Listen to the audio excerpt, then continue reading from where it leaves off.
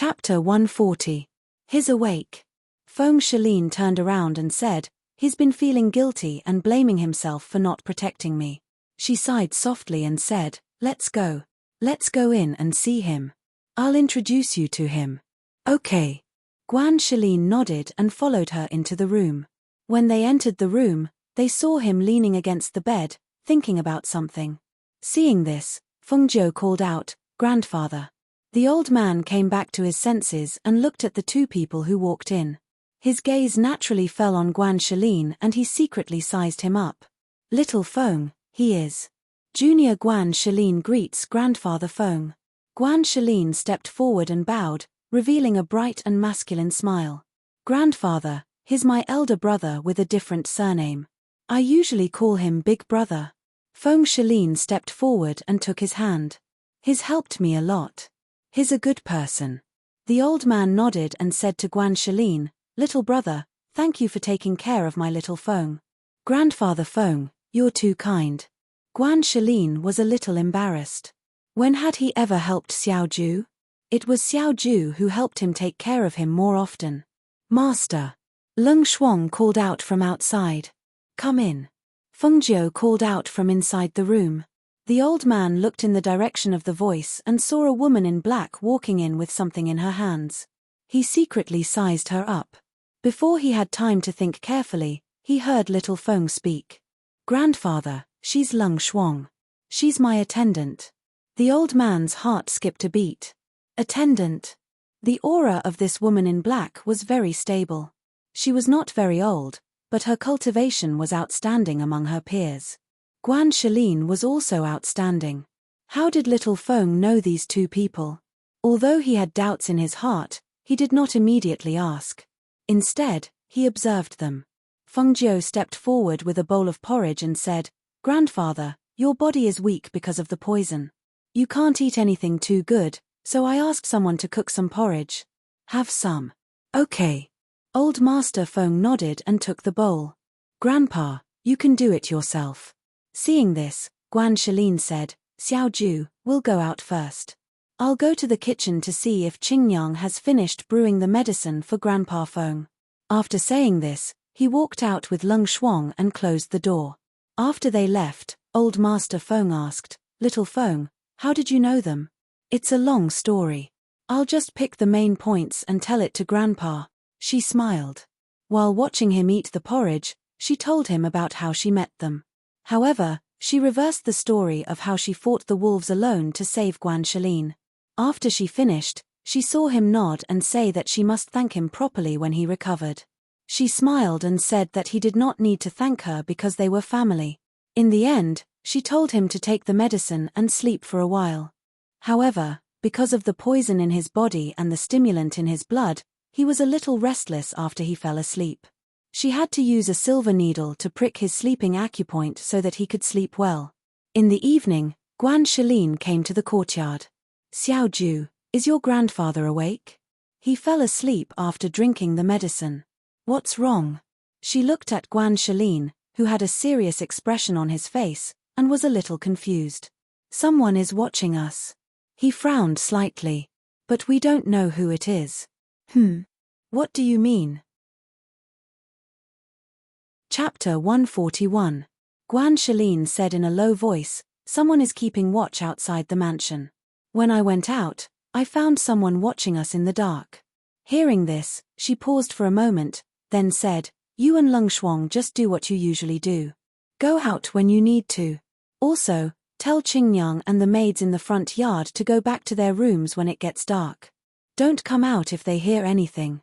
"Okay, I'll go and tell them now." "You have to be careful here too," he said worriedly. "I know." She smiled and nodded. She wanted to know who was watching them this time. After all, ever since the Shu mansion was destroyed, the various powers in Yunyu City had been well behaved and didn't dare to cause trouble. Although she didn't know who it was, she believed that she would find out soon enough. At night, the mansion was quiet. The maids in the front yard had already locked their doors and windows and gone to sleep. In the backyard, after Feng Jiu sealed her grandfather's sleeping acupoint, he went to sit in the middle of the yard and played chess with Guan Shalin. Lung Shuang stayed in his room and didn't come out. Perhaps they felt that the people in the house were nothing to be afraid of, so after the 8 black figures quietly sneaked in, they rushed straight to the master's courtyard in the backyard. As soon as they entered the backyard, they jumped over the wall and saw 2 people sitting in the courtyard playing chess. "Kill the man and bring the woman back," the leader of the men in black ordered in a low voice. As soon as he finished, several figures flashed out from the dark and attacked the 2 people in the yard with swords in their hands.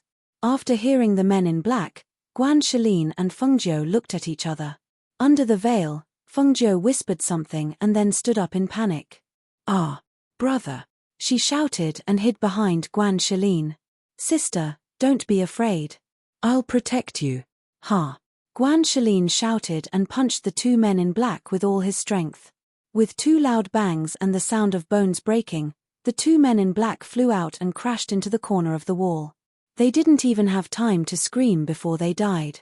Seeing him take care of the 2 men in black with 1 punch, Fengjiu couldn't help but twitch her mouth.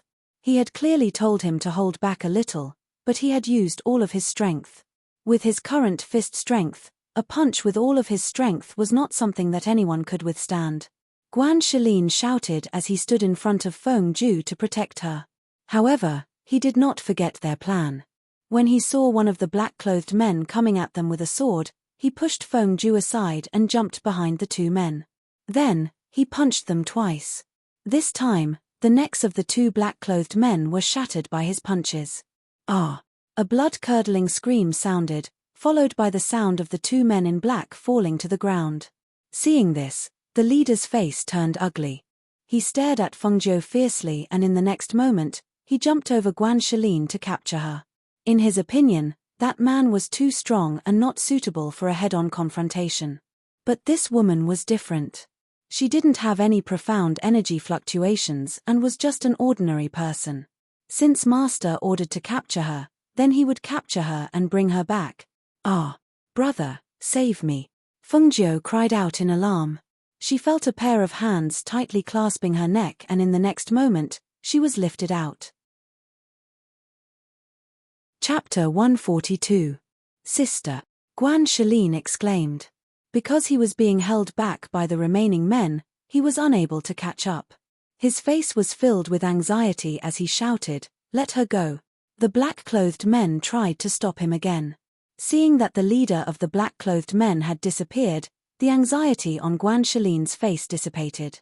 He glanced sharply at the black-clothed men and sneered, "Do you think you can stop me with just the few of you? Don't you know how strong you are?" As soon as his voice fell, his figure suddenly attacked like a ghost. The powerful and vigorous profound strength aura all over his body surged, causing his body to faintly float with a frightening power. At the place where he swung out his fist, it formed a swift and fierce air current, causing the few black-clothed men's faces to change. Not good. They wanted to retreat, but they were not as fast as Guan Shilin. One of the men in front of them was punched in the chest by him. Immediately, the sound of bones breaking could be heard.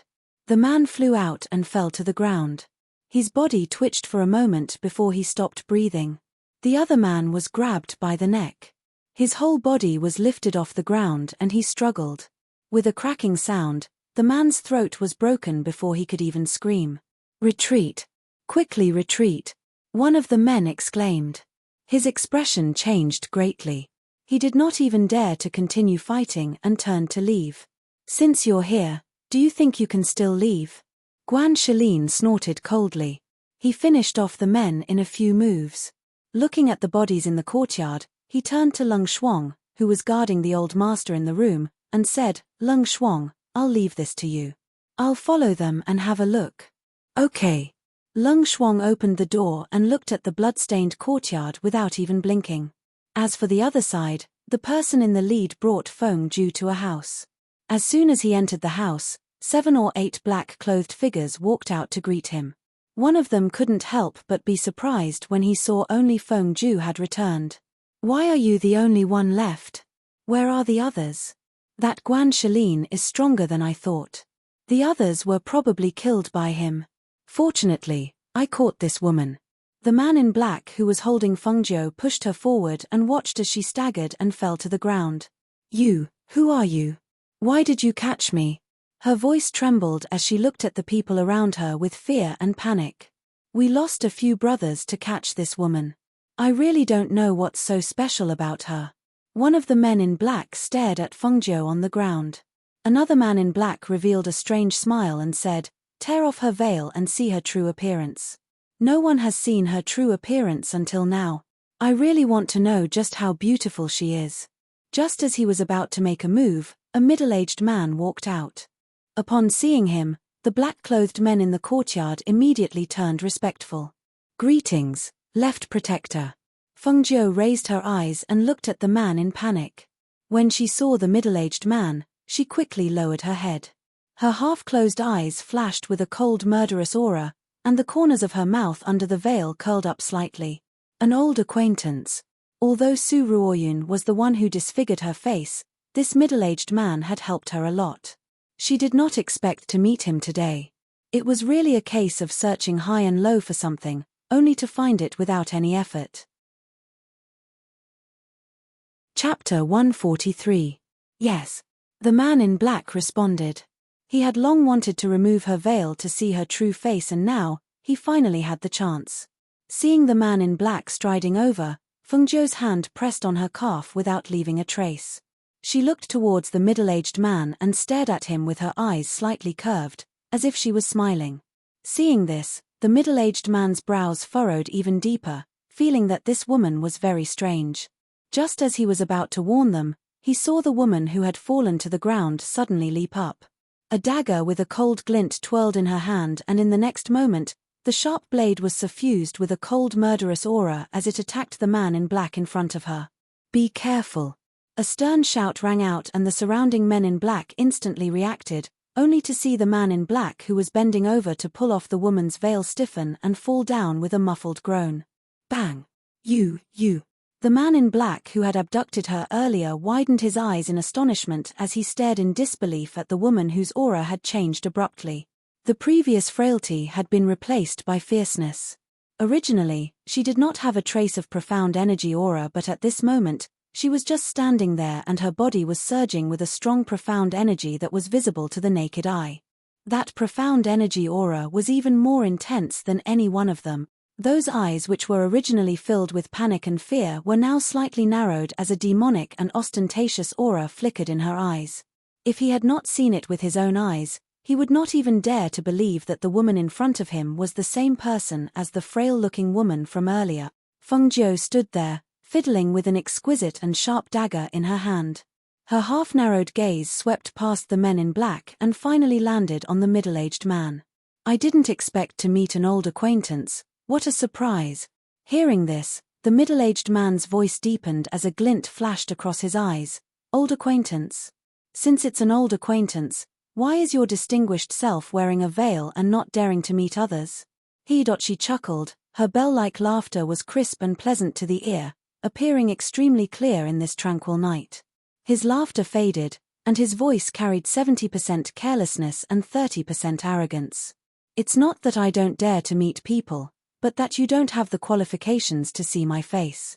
She swept her gaze across the courtyard and said, this shouldn't be your base, right? I'm curious as to how many hidden forces Su Ruoyun has. Hearing this, the middle-aged man's eyes narrowed and his heart was filled with shock. He took a step back and stared at her with a sharp and vicious gaze, as if he wanted to see through the face under the veil. It's you. You're not dead yet. There were not many people who knew about this matter. This woman was actually that Feng Qingge. It was no wonder that he found her figure somewhat familiar. It turned out to be the woman they all thought was dead. But how did she change so much in just a few months? That fierce and bloodthirsty demonic aura, as well as the confidence and frivolity that emanated from her body, if she hadn't said those words, he wouldn't have been able to guess who she was. He was even more unable to recognize that this woman was actually Feng Qingge. How can I take revenge on you when I'm dead? Chapter 144. Hearing this, the middle-aged man threw his head back and laughed. Ha ha ha ha. What a joke. Do you think you can keep me here? You're too naive. He stared at her with a malicious look on his face. He pulled out a long sword from his waist and said darkly, escape?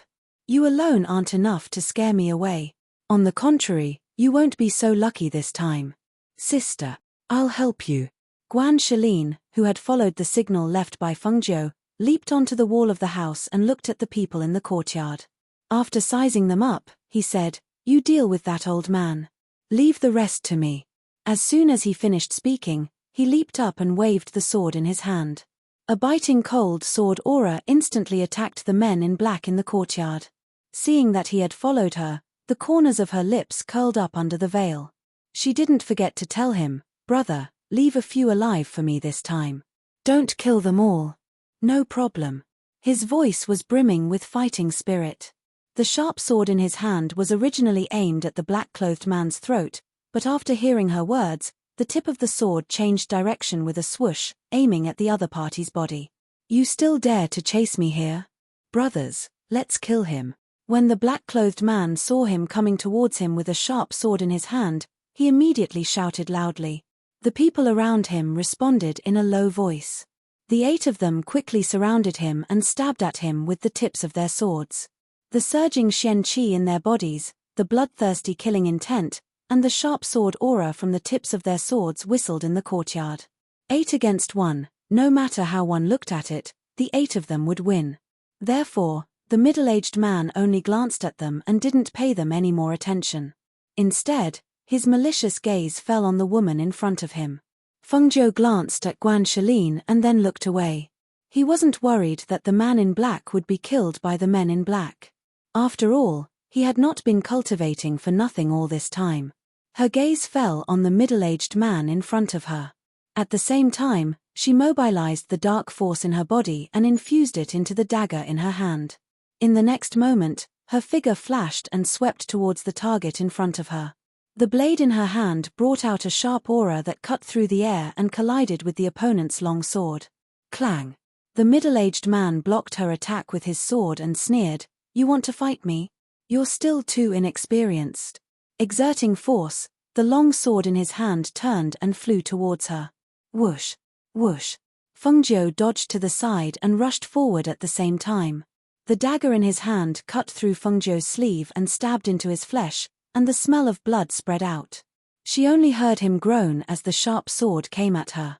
She immediately used the sharp sword to block it and lifted her leg to kick. Under his astonished and aghast gaze, the leg that contained the hidden strength of the profound energy landed on his chest, and he was suddenly sent flying. Yes. He let out a muffled groan as he fell back. He felt the blood vessels in his chest churning, and a mouthful of blood rushed up to his throat. Fart! He steadied himself and looked up. His eyes were filled with disbelief and shock as he looked at the woman in front of him who had attacked so viciously. He asked with some uncertainty, "Are you really Feng Qingge? If it was Feng Qingge, how could she have such skills in just a few short months? If it wasn't Feng Qingge, then why was her figure so similar? Could it be that she had a fortuitous encounter in the past few months?" Thinking of this, his eyes flashed. A fortuitous encounter. Chapter 145. Seeing the gleam in his eyes, Fengjiu sneered, "You'll find out soon enough whether or not I am." As soon as she finished speaking, her movement technique changed and she shot out like a flash of light. Her speed was several times faster than before, causing the shocked middle-aged man to be unable to react in time. By the time he regained his senses, he felt a cold and piercing pain on his neck. "How was it? I told you that you wouldn't be able to escape, right?" A gentle and cold voice rang out from behind him. His entire body stiffened and his eyes widened in shock. His face was filled with disbelief. How could this be? He was a peak martial master. How could she have subdued him in an instant? However, the pain from his neck and the smell of blood made him unable to believe it. He had really been defeated. He had been defeated by a woman whom he had never paid any attention to. Furthermore, this woman was Feng Qingge. TSK, I thought that you would commit suicide after being caught. I didn't think that you would cherish your life more than I imagined. Hearing her mocking voice, the middle-aged man stiffened and closed his eyes. "What do you want?" That's right, he didn't want to die. How could a peak martial master like him commit suicide? Even though he knew that he wouldn't have a good ending if he were to fall into her hands, he couldn't bring himself to commit suicide. Several blood-curdling screams came from the other side. He opened his eyes and saw that the men in black had all been knocked unconscious on the ground. Their mouths were slightly open and they were unable to close them. It was obvious that their chins had been broken by that man. Seeing this, his gaze darkened and his heart sank to the bottom. They had underestimated their opponents too much. They had thought that they would be able to easily take care of these two people, but instead, they had all been defeated. How could they possibly inform their master of the current situation? I told you that your fists aren't as strong as mine, but you didn't believe me. Guan Shilin raised his leg and kicked the men on the ground before walking towards Fengjiu. He grinned, Xiaoju, I've knocked these men out with a chin's break. Fengjiu glanced at the men and said, cripple their cultivation. All right. Without another word, he turned around and crippled those people's cultivation. In an instant, the people who had fainted regained consciousness due to the intense pain when their cultivation disappeared. However, their jaws were pressed so hard that they couldn't make a sound. They could only twitch weakly. Seeing their cultivations crippled in the blink of an eye, the middle-aged man's face finally turned pale, and a trace of panic appeared in his eyes. How could he be willing to let his decades of cultivation be crippled? Tell me what I want to know, or I can give you a quick death. Hearing the voice behind him, the middle-aged man narrowed his eyes and gritted his teeth. If you want to kill me, then kill me. You won't get any information from me. Really? The corner of Fengjiu's lips curled up slightly. Suddenly, he kicked him hard, causing him to bend his knees and kneel down. He used his profound energy to seal his cultivation with one hand, and at the same time, forced a pill into his mouth. Why feed me poison? If you want to kill me, then kill me. I won't beg for mercy. The middle-aged man snorted coldly. He didn't need to think to know that the pill that dissolved in his mouth was poison. He didn't have the courage to commit suicide. Even if he was unwilling to die in her hands, he wouldn't feel the slightest bit of fear. After sealing his cultivation, she walked out from behind him and played with the dagger in her hand. The smile in her eyes was somewhat strange. Chapter 146. Seeing the strange light in her eyes, the middle-aged man's heart suddenly trembled, and he felt a little uneasy. Brother, go and see if there's a dungeon or something like that. Fengjiu smiled and squinted his eyes sparkling with excitement. Okay. Although Guan Shilin didn't know what she wanted to do, he immediately did as she said, and quickly searched the small house inside and out. What are you trying to do? You'll find out soon enough. Fengjiu laughed softly. Not long after, Guan Shilin returned. Xiaoju, there's no dungeon here, but there's a metal cage. It looks like it's used to lock people up. Then throw them all into the metal cage. She gestured for him to bring the middle-aged man over first, and then she fed the others medicine before dragging them to the back. After locking them up in the metal cage, Fengjiu moved a chair over and found a seat to watch the show. Then, as if remembering something, he glanced at his cheap brother and blinked. Brother, do you want to watch too? Watch what? Guan Shilin had a confused look on his face. He only saw her lock them up in the cage, and then she moved a chair over to sit and watch, but he didn't know what she was looking at. Hearing this, Fengjiu smiled a little embarrassedly. It's nothing. Brother, go guard outside the courtyard, and be careful of their people coming in. It was better to send him away first, otherwise, it would be too dirty for his pure heart. All right, then be careful here. If there's anything, just call me. He nodded and walked out without any suspicions, arriving at the outer courtyard to stand guard. Seeing this, she smiled and turned to look at the middle-aged man in the cage, saying, It's not too late to tell me now. If I tell you, I'll let you die a little easier. As soon as he finished speaking, his gaze swept past the few black-clothed men who had slowly regained consciousness. Because their jaws had been smashed, their mouths could not close. However, because they had recovered for a while, their strength had also returned. However, after all, their cultivation had been crippled, and they were now just ordinary people. The sudden heat in his body startled him, especially when he saw Da and the other black-clothed men pulling at his clothes with blurred eyes. His expression changed greatly, and he almost cried out in alarm. You used on us. It wasn't a suspicion, but a certainty. A body's heat couldn't change into a person, and the expressions and reactions of those people couldn't be faked. However, he never thought that she would be able to think of such a method. After all, they were all men. Let me out. Let me out. When he saw those people pulling at each other's clothes, and one of them had already grabbed his leg and pulled at his pants, his face instantly turned pale, and the panic and horror on his face could no longer be concealed. Don't worry, I've already used less medicine on you. They're the ones who took more. Her eyes flashed with a mischievous light, and she said carelessly, there's only one way out for you, and that is to obediently tell me what I want to know. Then, you won't be ravaged by those people, or else, hey. Get lost. Chapter 147. Hearing this, her lips curled into a smile as she stood up and walked towards the metal cage. Speak. What kind of power does she have under her command? Tell me everything you know and don't play any tricks. Otherwise, the consequences will be dire. Let me out of here first. Otherwise, kill those people first. He kicked the man who was hugging his leg away and retreated to the side of the metal cage. Fengjiu crossed her arms and raised her eyebrows. Her eyes were filled with mockery as she said, it will take a while for the effects of the drug to kick in. If you want to stall for time, I don't mind watching a good show. Lunatic. He cursed in his heart but did not dare to delay any longer. He had no choice but to tell her everything he knew. Poison sect. She muttered softly as a faint light flashed across her half-hidden eyes. The corners of her lips under the veil curled into a mischievous smile. Let me out. Quick. Millimeter. He shouted in panic, but his voice suddenly stopped, and his whole body fell to the ground. The other men saw this and hurriedly rushed over. One of them pulled his pants, and the other tore off his clothes. Fengjiu's eyes were cold as she glanced at the metal cage. Her nonchalant voice was cold as she said, I've never been merciful to my enemies.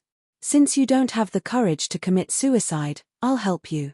I'll make sure you don't have the strength to struggle and have some fun with them. With that, she turned and walked out. Just as she turned around, she heard heavy panting behind her. Guan Shalin, who was guarding outside the courtyard, was stunned when he heard the heavy panting. He was about to go in to take a look when he saw Fengjiu walking out. He immediately went up to her. Xiao Ju, have you dealt with those people? Millimeter, I've dealt with them. Let's go. She smiled as she nodded. But why do I hear that they're still alive and they're still breathing heavily? He was confused and wanted to go in to take a look but was pulled away by her. Don't worry about them. I've fed them poison so they won't live to see tomorrow. Didn't you want more combat experience? Let's go, I'll take you somewhere. She dragged and pushed him out of the room. Upon hearing her words, Guan Shalin's eyes lit up. He hurriedly asked, is it their nest? Have you interrogated him? That's right, it's their lair. We'll go there tonight and destroy their lair. She wanted to destroy the forces that Su Ruoyun had cultivated overnight. The poison sect's influence had risen in recent years. They mainly relied on poison and also took on assassination missions. Generally, no one dared to provoke the poison sect because no matter how strong they were, they would be poisoned to death by those who liked to use poison before they even realized it. Hence, even if someone was aware of the poison sect's location, no one would have thought of destroying the poison sect. However, they had offended Fengjiu this time. Furthermore, the master of the poison sect was Su Ruoyun, who had a grudge against Fengjiu. Now that an opportunity for revenge had been placed in front of her, she would not let it go so easily. In the pitch-black night, two figures shuttled through the forest. Under the night sky, one could clearly see that they were Fengjiu and Guan Shalin. Suddenly, Guan Shalin reached out and tugged at Fengjiu. He lowered his voice and said, Xiao Ju, look at this. He pointed at a stone tablet in the bushes. The poison sect's restricted area. Trespassers will die. Chapter 148. Xiao Ju, this poison sect is that woman's nest? Guan Shalin asked in a low voice, feeling a bit incredulous. After all, the poison sect was equivalent to a mid-tier family in Yunyu City. No one knew who the master behind the scenes was. Who would have thought that it would be Su Ruoyun, the person who stole Xiao Ju's identity? That's right, she replied, then took out a bottle and poured out 2 pills. Take this. This is an antidote. Hearing this, Guan Shalin took one and took it, then asked worriedly, then how are we going to destroy this poison sect? I heard that there are quite a few people in the poison sect, and they're experts in using poison. Can the 2 of us do it? Feng Jiu also took the pill, then said, no need to do it directly. We'll fight poison with poison. Let's go. That night was destined to be a sleepless night. In the Feng Manor, Su Ruoyun was still happily waiting for the good news the next day. However, when the sun rose, no one came to report. It was as if a stone had been thrown into the ocean. There was not even the slightest bit of movement. She waited from morning until noon, but there was still no news. Finally, she could not wait any longer, so she excused herself and went to a residence in the southern part of the city. Knock knock. 2 knocks came from the door. She stood outside and looked left and right. After waiting for a while, no one came to open the door. The bad feeling in her heart grew stronger and stronger. She immediately jumped over the wall and entered. It would have been better if she had not entered, but when she entered and saw the scene in the iron cage in the backyard, she could not help but suck in a cold breath. Hiss. That unsightly scene caused her expression to become extremely ugly. Especially when the middle-aged man in the iron cage was also there, she was even more shocked. His strength was equivalent to that of a mid-tier family's pillar. He had always been by her side to make it easier for her to mobilize him. A peak martial master was not someone that could be casually killed by just anyone. However, he had died in such a humiliating manner. This caused her to be both shocked and angry. Could it be the Guan Shalin siblings? But according to our investigation, that Guan Shalin is not even a martial master. How could he lock the left guard, a peak martial master, in the iron cage? She mumbled to herself and felt that her heart was unable to calm down after witnessing this scene. She decided to contact the poison sect and ask about the situation. Thus, when she turned to leave, she set fire to the house. Outside, walking on the street, he still felt a little nauseous when he thought of the unsightly scene just now. Even she couldn't think of such a cruel and hair-raising punishment. Have you heard? That poison sect was exterminated last night. It is said that a fire burned the entire mountain. The fire was only extinguished this morning. Many people went to take a look and said that everything was burned to ashes. Hiss. It can't be, right? Who did this? The poison sect's influence is equivalent to that of a mid-tier family clan. Furthermore, it has been several years since its rise. How could it be annihilated overnight? Hearing the whispers, Su Ruoyun's heart sank. She turned around and looked at the few people at the roadside tea stall. She strode forward and grabbed one of them by the shoulder. Her voice was cold and filled with killing intent as she shouted. What did you just say? Say it again. Hiss. My shoulder. The middle-aged man who had been grabbed by her fingers turned pale from the excruciating pain and broke out in a cold sweat. Chapter 149. Hearing this, Su Ruoyun felt as if her entire body had been placed in an ice cellar. She staggered back a few steps, finding it hard to accept such a piece of news as reality. No, this can't be. It can't be. The middle-aged man took a deep breath and rubbed his sore shoulder. He then replied irritably, What do you mean it can't be? I even went to take a look this morning. The entire mountain top has been burned to the ground. Not a single person is left alive. That's right, the news has spread like wildfire this morning. Many families in the city have sent their men to investigate, but they still haven't found out which organization had destroyed them. That's impossible. I don't believe it. Su Ruoyun cried out loudly as she swept her gloomy gaze across the group. She then ran away. She wants to go and take a look. She wants to go and take a look. She refused to believe that her years of painstaking effort would go up in flames just like that. Has that woman gone mad? The members of the poison sect aren't any good people. It's better if they're dead. What's she getting so worked up about? Don't worry about her, she's just a crazy woman. She's hurting my shoulder. The middle-aged man rubbed his shoulder as he spoke. He then continued, however, to be able to destroy an organization in one night, that's just too unbelievable. Say, do you think that the ghost doctor was behind this? When he reached the second half of his sentence, his voice carried a sense of cautiousness and he clearly lowered his voice. Why would you say that? Why would the ghost doctor destroy the poison sect for no reason at all? Aren't the ghost doctor and the poison sect arch-enemies? What's so strange about destroying the poison sect? Besides, if it wasn't the ghost doctor, who else would have the audacity to do such a thing? Only the ghost doctor would have the ability to destroy an entire family and an organization in one night, isn't that so? Hearing this, the others lowered their voices as well. So you're saying that the ghost doctor was behind the destruction of the Shu family and the destruction of the poison sect? Let me tell you, it's best not to speak carelessly about this matter. Be careful that a loose tongue leads to disaster. After all, no one has seen anything, right? After hearing the words trouble comes from careless talk, they looked at each other and stopped talking about this topic.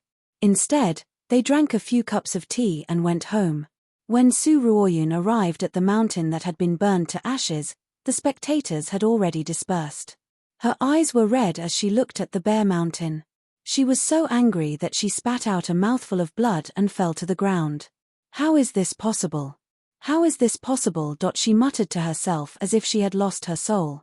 This was the place she had invested all her efforts into, the place she had planned to expand her influence.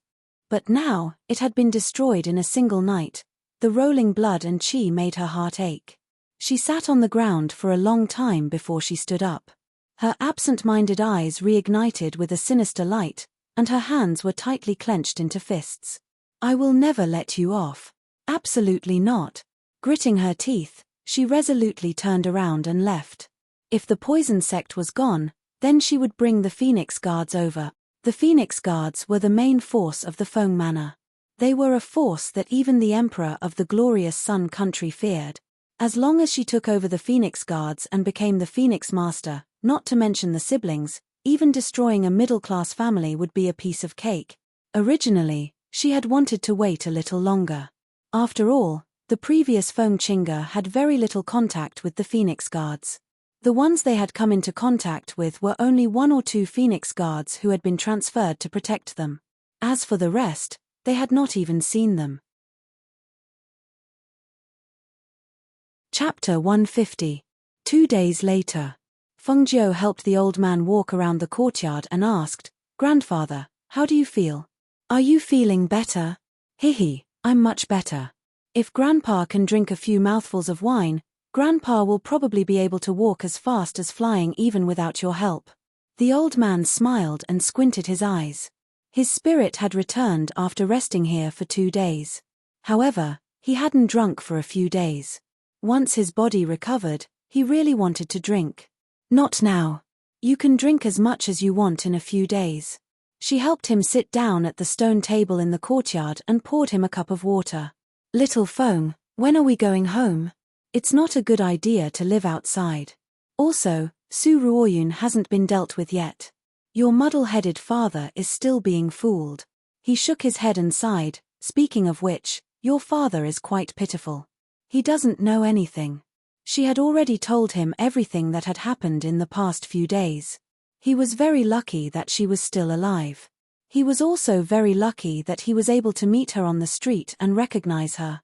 However, he never thought that the vicious woman in the manor would be the docile Su Ruoyun who had always been by little Feng's side like a sister. It was impossible to know a person's heart. It was really impossible to judge a person's heart from their appearance. "Grandfather's body is better. We can go back at any time." She smiled and also felt that it was time to return to the Feng family. The old man was very happy when he heard this. He patted her hand and said 3 times, "Good, good, good." "Xiao Ju." Guan Shalin quickly walked in from outside. He looked hurried. Seeing that the old man was also there, he called out, "Grandfather." Because of Feng Jiu's relationship with him, the old man knew that he had asked to leave the clan. He also asked him to call him grandfather. He said that when he returned to the manor, he would ask him to become Feng Xiao's godfather. Seeing his anxious and worried expression, Feng Jiu asked, "Brother, what's wrong?" Grandfather, Xiao Ju, quickly go back to the Feng family. Something happened in the Feng family. When the old man heard this, he hurriedly asked, what happened? I just came back from outside. I heard that adoptive father was worried sick because of grandfather's disappearance. It seems that adoptive father wanted to hand over the phone guards to Su Ruoyun to mobilize and have her do her best to find grandfather's whereabouts. Many people from various families in the city were invited over for the announcement ceremony at noon today. He wanted to tell everyone that the master of the phone guards is his daughter. But the problem is that adoptive father doesn't know that the prefectural magistrate's Feng Qingge is a fake. If we hand the Phoenix guards over to her, we'll be in big trouble. Although he wasn't a member of the Feng family, he knew that the strength of the Feng guards was something that even the imperial family feared. If such a force were to be obtained by that venomous woman, wouldn't that be terrible? This Su Ruoyun. This ingrate. The old man scolded angrily, your father's body has always been as strong as an ox. How could he fall ill as soon as I went missing? It must be that ingrate who poisoned people again. Feng Jiu's mouth twitched when he heard this. Strong as an ox.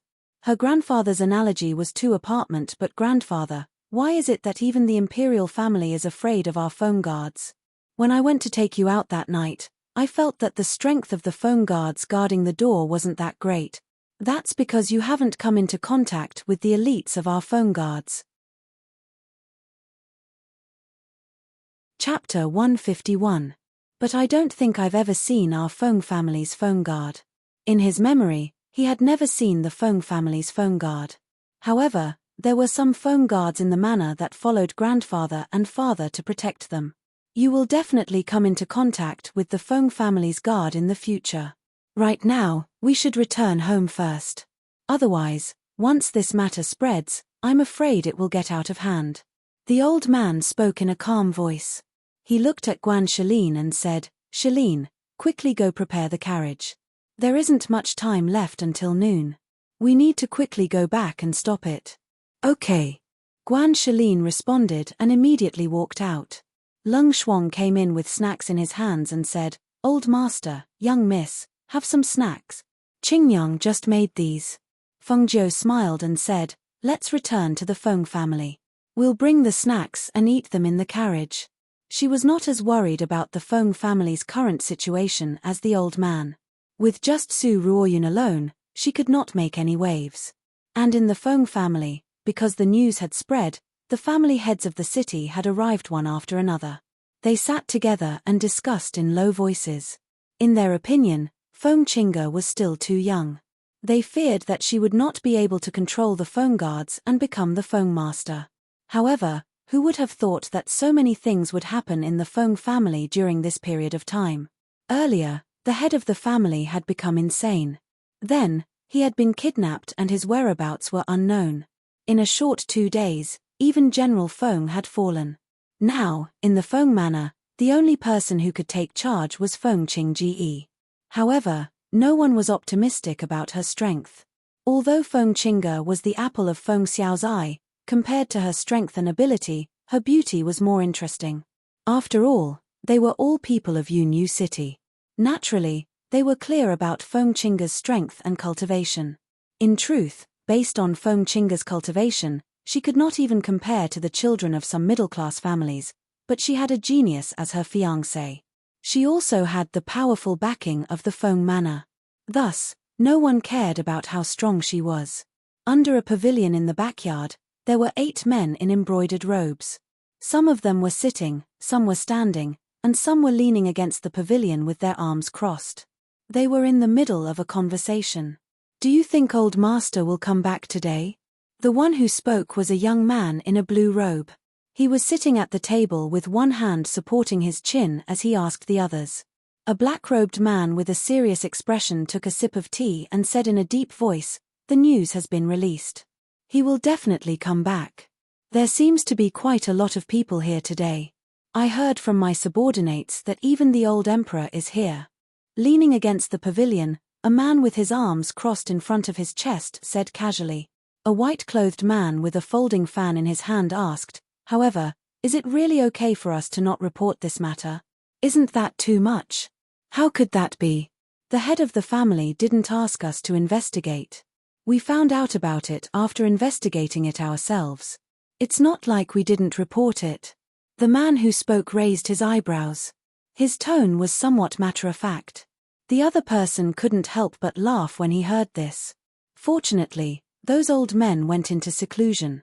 Otherwise, if they knew that we stood by and didn't solve the problem, they would probably be drilled again. Chapter 152. Hearing these words, they all fell silent. The 8 of them were none other than the captains of the 8 elite teams of the Phoenix Guards. 4 them, who had been training in isolation. If it were not for the Phoenix Guards reporting to them, they would have no way of knowing what had happened in the Feng Manor. But ever since they found out what had happened in the Feng Manor, they began to investigate. In particular, they found out that old Master Feng had become insane and had been kidnapped. But they never thought that the person that the family head and the guards could not find had been taken away by a young girl to recuperate in a courtyard. They tried to get closer to observe, but as soon as they got close, they were noticed. They did not know if the young girl was too sharp or if their ability to hide their presence was too weak. Originally, they wanted to bring the old man back, but when they saw the old man talking and laughing with the young girl, and the young girl helping the old man walk around the courtyard every day, they gave up on the idea. The old man didn't look like someone who had gone mad at all. Although they did not know who the young girl was, her concern could not be faked. Since she did not have any ill intentions towards the old man, they did not care. "Hey, that young girl's face has been disfigured to that extent, but why does it seem like she doesn't care?" The blue-clothed man asked curiously. When he had first seen that disfigured face, he had been given a fright. After all, that was a young girl, yet her face had been disfigured to the point of being unrecognizable.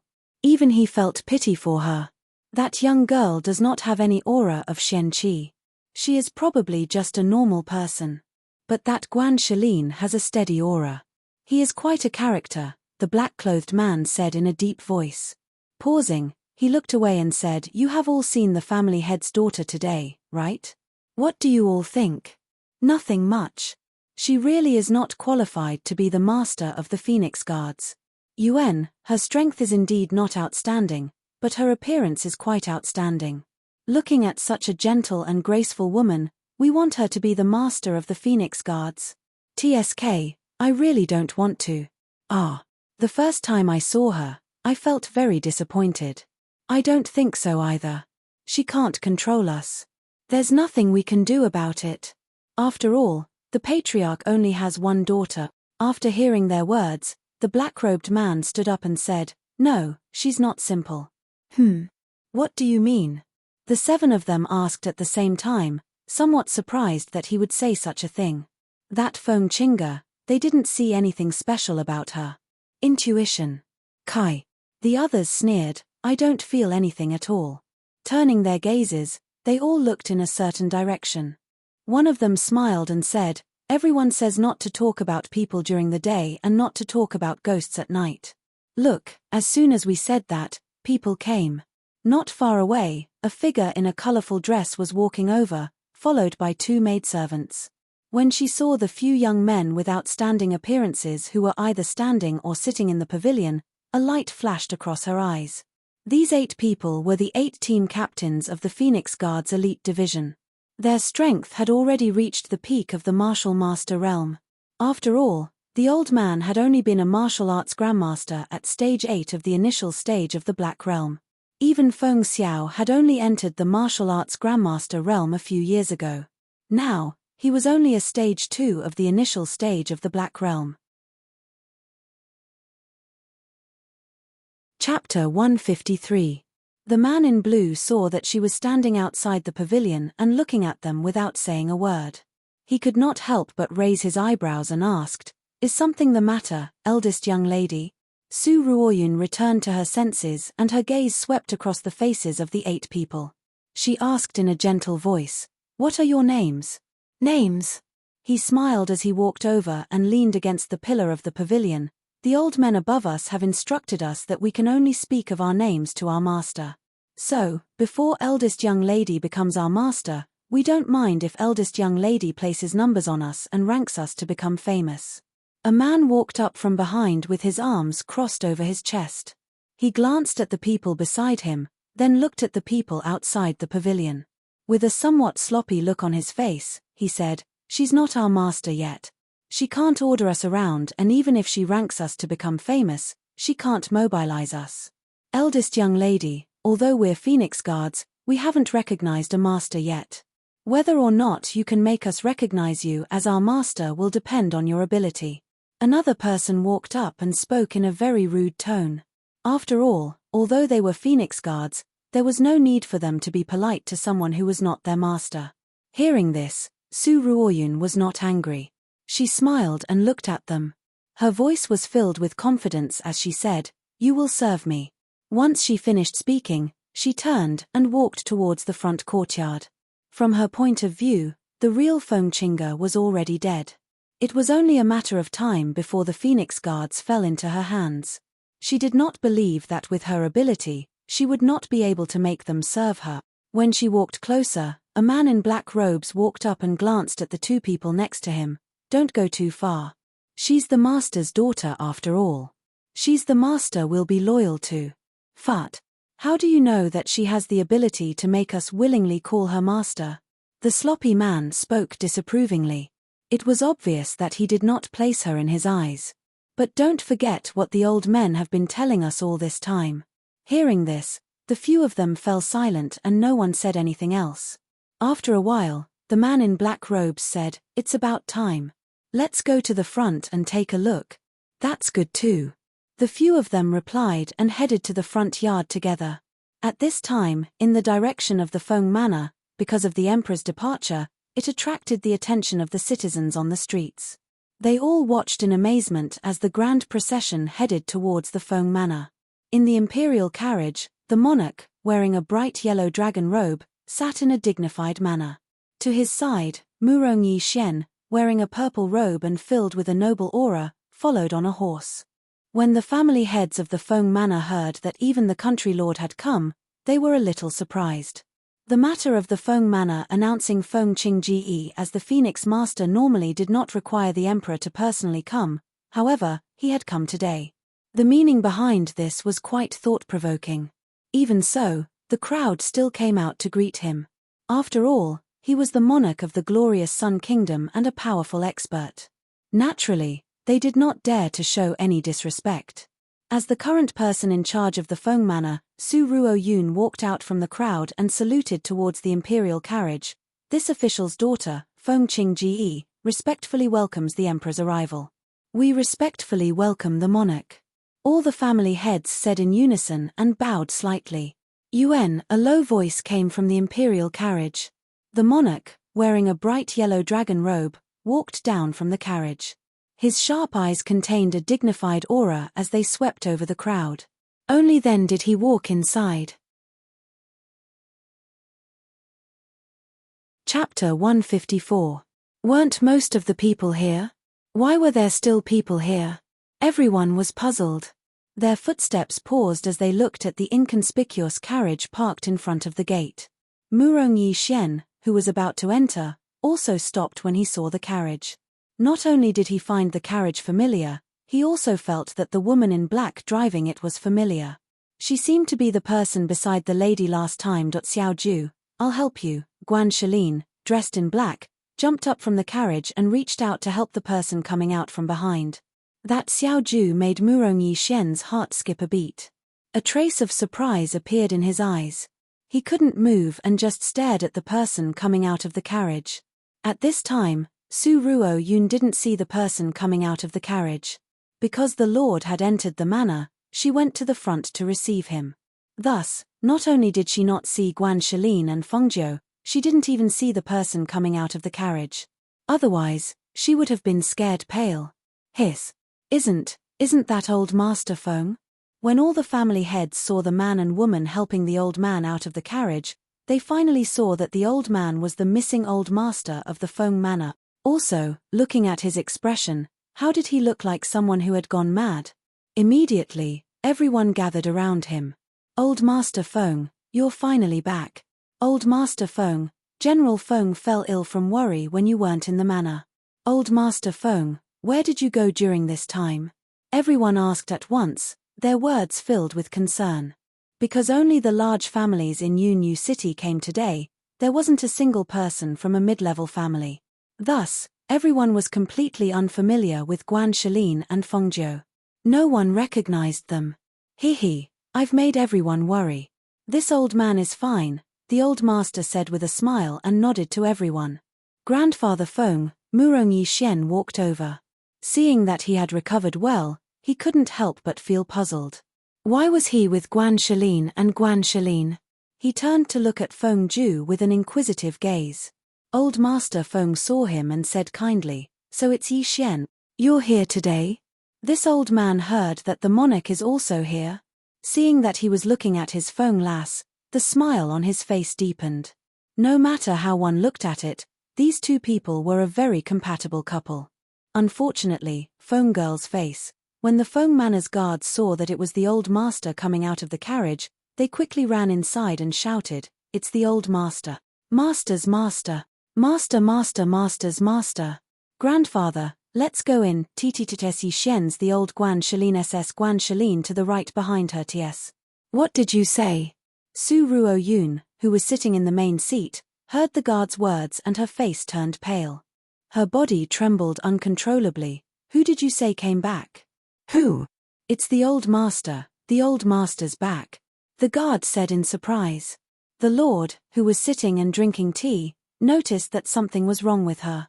He raised an eyebrow, a little surprised by her panicked reaction. Chapter 155. The old master has returned. Where is he? Hearing the voice, the monarch looked in the direction of the voice. Once he saw who it was, shock appeared on his face. It had only been a few days, but this Feng Xiao had actually become this weak. He couldn't even walk, and he still needed someone to support him. Master, you should sit here for now. The old master is at the door and will come in a moment. A man wearing white clothes and holding a folding fan gently said. After supporting him to sit down, he looked outside the courtyard. The monarch, Murong Bo, looked at the outstanding men standing next to Feng Xiao. Deep thought flashed through his sharp black eyes. After discreetly sizing them up, he looked away. When Su Ruoyun saw the Feng guards next to Feng Xiao, she gritted her teeth. Not only did these people not put her in their eyes, but they also took Feng Xiao out without permission. They really deserved to die. Originally, she had only planned to let Feng Xiao come out for a while before returning to prevent others from noticing, but now, at this time, Fengjiu walked in with the old master, followed by a group of people. When she saw Fengjiu next to the old master, Su Ruoyun sucked in a cold breath. How could it be you? How could you be here? This woman. She had not forgotten that her poison had been ruined because of her. This woman's origins were mysterious and strange. Now, she actually dared to appear in the Feng Manor in front of her. Did she really think that she would not do anything to her? Guards! Take her away! She loudly shouted and immediately ordered the guards to take Fengjiu away. However, no one dared to do so because they did not dare. Even an idiot could see that the veiled girl was supporting their old master. Go forward and take her away. It was not like they were tired of living. Fengjiu did not say anything. He only looked at her with a faint smile. When old Master Feng saw this, he snorted heavily and shouted, "Where are the Phoenix Guards?" The 8 young noble-like men standing beside Feng Xiao took a step forward at the same time. Their steps were steady and imposing. They lined up side by side and cupped their hands in salute in unison. Their sonorous and powerful voices that contained a strong profound energy aura were respectfully transmitted out. Greetings, old master. It was just a few words, but it shook the hearts of everyone present. After the 8 of them bowed, they stood up straight. The sloppiness that originally appeared on their bodies were all gone at this moment. His solemn face contained a fierce and breathtaking murderous aura. The aura on his body was strong and fierce, like an iron-blooded warrior that had walked out from the battlefield. His uniform steps and his tall and straight heroic figure caused the eyes of others to light up and shock in their hearts. These were the Phoenix Guards. It was the elite division that struck terror into the hearts of the neighboring armies. That troop was made up of such iron-blooded tough men, all of them outstanding young men. Take her away for me. Old Master Feng pointed his finger at the deathly pale Su Ruoyun. If his sharp and resentful gaze could kill, she would have died no less than 100 times. Father. Su Ruoyun recovered from her shock. Her first reaction was to seek Feng Xiao's protection because only Feng Xiao could protect her old master. However, she was destined to be disappointed. Because Feng Xiao was currently looking in astonishment at the elegant girl wearing a white dress and a veil, who was supporting the old master. A thought surfaced in his mind and he spoke with a trembling voice. Chapter 156. After the 8 people responded in unison, 2 of them stepped forward, grabbed Su Ruoyun's hands and brought her in front of the old master. Everyone was first shocked that the old master had ordered the Feng guards to capture his granddaughter, then they were puzzled by Feng Xiao's current reaction. Thus, their probing gazes fell upon the white-clothed woman, trying to guess her identity. Murong Yixian looked at Feng Qingge, who had her hands clasped behind her back as she was brought before the old master, and couldn't help but frown. He was about to speak, but when he heard Feng Xiao's question, his gaze fell upon the white-robed woman. He also wanted to know who she was. Feng Jiu looked at the emotional Feng Xiao, whose eyes were slightly red. He sighed in his heart and said, "You've already guessed it, haven't you?" He wasn't an idiot. So many things had happened in the Feng manor recently. In addition, the old master had returned and even she had appeared. If he still hadn't reacted by now, then he wouldn't be the famous great General Feng Xiao. "You're my daughter, Qingji." His voice was choked with sobs. He reached out and held Feng Jiu's hand. I'm sorry. Father didn't know that the person beside him was fake." Thinking of the old master's words that day and his anger at that time, then looking at her veiled face, his heart ached and he couldn't help but burst into tears. "I'm sorry. It's Father's fault, it's Father's fault." An awe-inspiring great general was actually crying like a child. His appearance of tears falling like rain made everyone who saw him feel astonished and shocked. What did he just say? The woman with the veil was his daughter Qingji? Then who was the person being held captive? Uncle Xiao, who did you say she was? Murong Yixian's voice trembled uncontrollably. He stared blankly at the white-clothed woman with the veil. He found it hard to believe, but also felt excitement and joy. His heart thumped wildly. That kind of feeling was indescribable. Woo-woo. My daughter. My daughter. Feng Xiao cried out of guilt, but because his body was weak, he couldn't bear such an impact. He cried and cried until he fainted. You too, send my father back to his room, Feng Jiu ordered in a deep voice as he looked at the Phoenix guards who were staring at him with wide eyes. Yes. After the almost instinctive response, the few people were suddenly startled. They looked at each other and felt that it was a little strange. However, 2 people still walked out and sent Feng Xiao back. At this time, old Master Feng's aged but vigorous voice that contained profound energy rang out. In front of everyone here, this old man will tell everyone about this matter. He paused and pointed at Su Ruoyun. She's not my granddaughter, Feng Qingge. She's just an orphan that my granddaughter picked up from the streets when she was young, Su Ruoyun. My granddaughter treated her like a sister, but she schemed against my granddaughter and wanted to murder her. She took my granddaughter's identity and stole everything from her. And this, after being discovered by this old man, used poison to harm this old man. This woman is vicious and sinister. She's heartless and unjust. After hearing this, everyone went into an uproar. They all sucked in a breath of cold air, feeling that this matter was too inconceivable and too terrifying. She even took someone else's identity. If no one found out, then wouldn't this large Feng manor have fallen into her hands in the end? Ha ha ha ha ha. Ha ha ha ha ha. Chapter 157. At this moment, there was no way to reverse the situation. She naturally did not need to hide anything. At this moment, she finally understood why she felt that she was an eyesore when she met her on the streets. She also finally understood why the people she sent to kill her not only failed, but also destroyed the power she had painstakingly cultivated. So it was her. So she had not died this entire time. She was very clear on how much weight Feng Qingge had. With her abilities, it was impossible for her to destroy her poison sect in one night, and it was even more impossible for her to come to the Feng Manor and rescue the old man.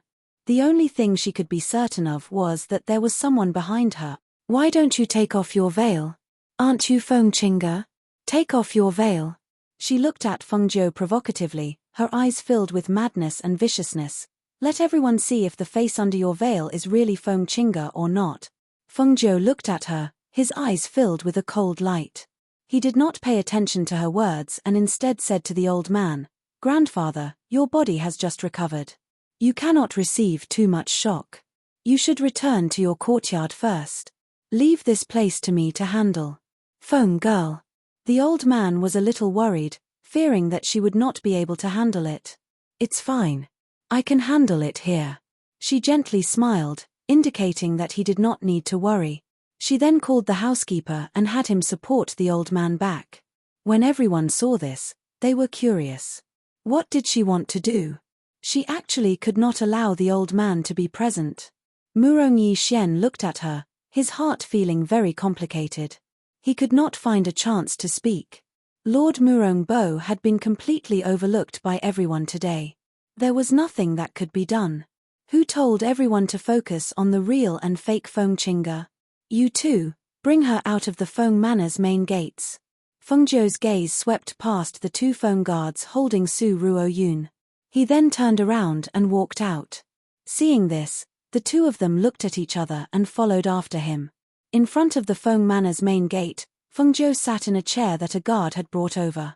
Surrounding him were the various family heads who had come to watch, as well as the guards that had been waiting outside. Even the Murong Bo was curious and came over. He sat in the chair that had been brought over and looked at the graceful and calm Feng Zhou with interest. "Aren't you tired of wearing my face for so long?" She rested her chin on one hand and sat with her legs crossed. It was obviously not a very elegant movement, but it felt casual and natural. "I've been sick of it for a long time. I feel disgusted every day when I look at this face," Su Ruoyun said gloomily. Her tone was filled with disgust as she struggled. "Let me go." The two Phoenix guards were holding her down, so naturally, she couldn't break free. "Let her go. She can't run." Feng Zhou gestured for the two to let her go. Once she was free, Su Ruoyun tore off the mask on her face and threw it on the ground, revealing her original face, a delicate and pretty beauty. Unfortunately, although her face was delicate and pretty, her heart was like a snake. One of the family heads who was watching exclaimed in surprise, "What a brilliant disguise. That mask is connected to the neck and behind the ears. No wonder others couldn't see it." Murong Yixian looked at Su Ruoyun in shock. He never thought that it would really be her. Perhaps it was because she felt Murong Yixian's gaze, but this was the first time Su Ruoyun felt ashamed and embarrassed. She didn't even dare to look at him, afraid that she would see a gaze that she couldn't bear. Chapter 158. Tell me, how should I repay you? A person with no profound energy aura and a disfigured face. So what if you're still alive? You might as well die. She shouted coldly and gloatingly as she looked at her veiled face, her eyes filled with malice as she looked at Murong Yixian. You still don't know, right? Her tendons and veins were crippled by my poison. Her face was also disfigured by me. That bloody face of hers was even more terrifying than a female yaksha. Furthermore, ha ha ha ha. She laughed strangely and her eyes were filled with madness. Moreover, I had sold her to a brothel and who knows how many men toyed with her. Ah. Before she could finish her sentence, a blood-curdling scream rang out. It turned out that Feng Zhou, who was originally sitting, had pulled out the long sword at Leng Shuang's waist. With a few strides, he arrived in front of her and with a shake of the sword, he cut off her tongue. Nothing good comes out of a dog's mouth. I don't care about the tongue. Everyone secretly sucked in a breath. Because of what Su Ruoyun had said and also because of Feng Zhou's sudden attack, they didn't even notice how she had done it. They only saw a bloody tongue fall to the ground and Su Ruoyun covered her mouth as blood flowed endlessly. When the 8 Phoenix guards saw this scene, their eyes lit up. They watched as she stood with the long sword in her hand pointing diagonally at the ground. The tip of the sword was dripping with blood and her white clothes fluttered in the wind. The cold and languid aura on her body was pleasing to their eyes. Especially her straightforward attack, it made them extremely excited. They couldn't help but admit that even if her face was disfigured, her aura wasn't something an ordinary person could compare to. If this kind of person was their master, it wasn't that they couldn't accept it. Murong Yixian's eyes widened in shock as he looked at the ruthless woman in white. He was shocked. She was really Chinga? Was she really that gentle and soft woman who would snuggle up to him? Without her tongue, Su Ruoyun's mouth was overflowing with blood. She couldn't even speak clearly and could only let out shrill cries. She pounced on Fengjiu as if she had gone mad. But before she could get close, she saw Fengjiu's eyes narrowed, and a strange look appeared in her eyes. In the next moment, she saw Fengjiu's sword coming at her. Fengjiu felt sword chi brush past her, and then there was the sound of clothes tearing. She screamed. Her clothes were torn to shreds and scattered all over the floor. Her entire body turned cold. She hugged her body tightly with both hands, trying to cover her exposed body. Hearing the sounds of gasping and slightly rough breathing, she was so embarrassed that she wanted to find a hole to hide in. The surrounding patriarchs were all middle-aged. Although they had virtuous wives and beautiful concubines at home, when they saw such a naked female body in front of them, although they knew that they shouldn't look at it with their status, they still couldn't shift their gazes away. He coughed uncomfortably as his old face turned slightly red. However, he still glanced at that snow-white body.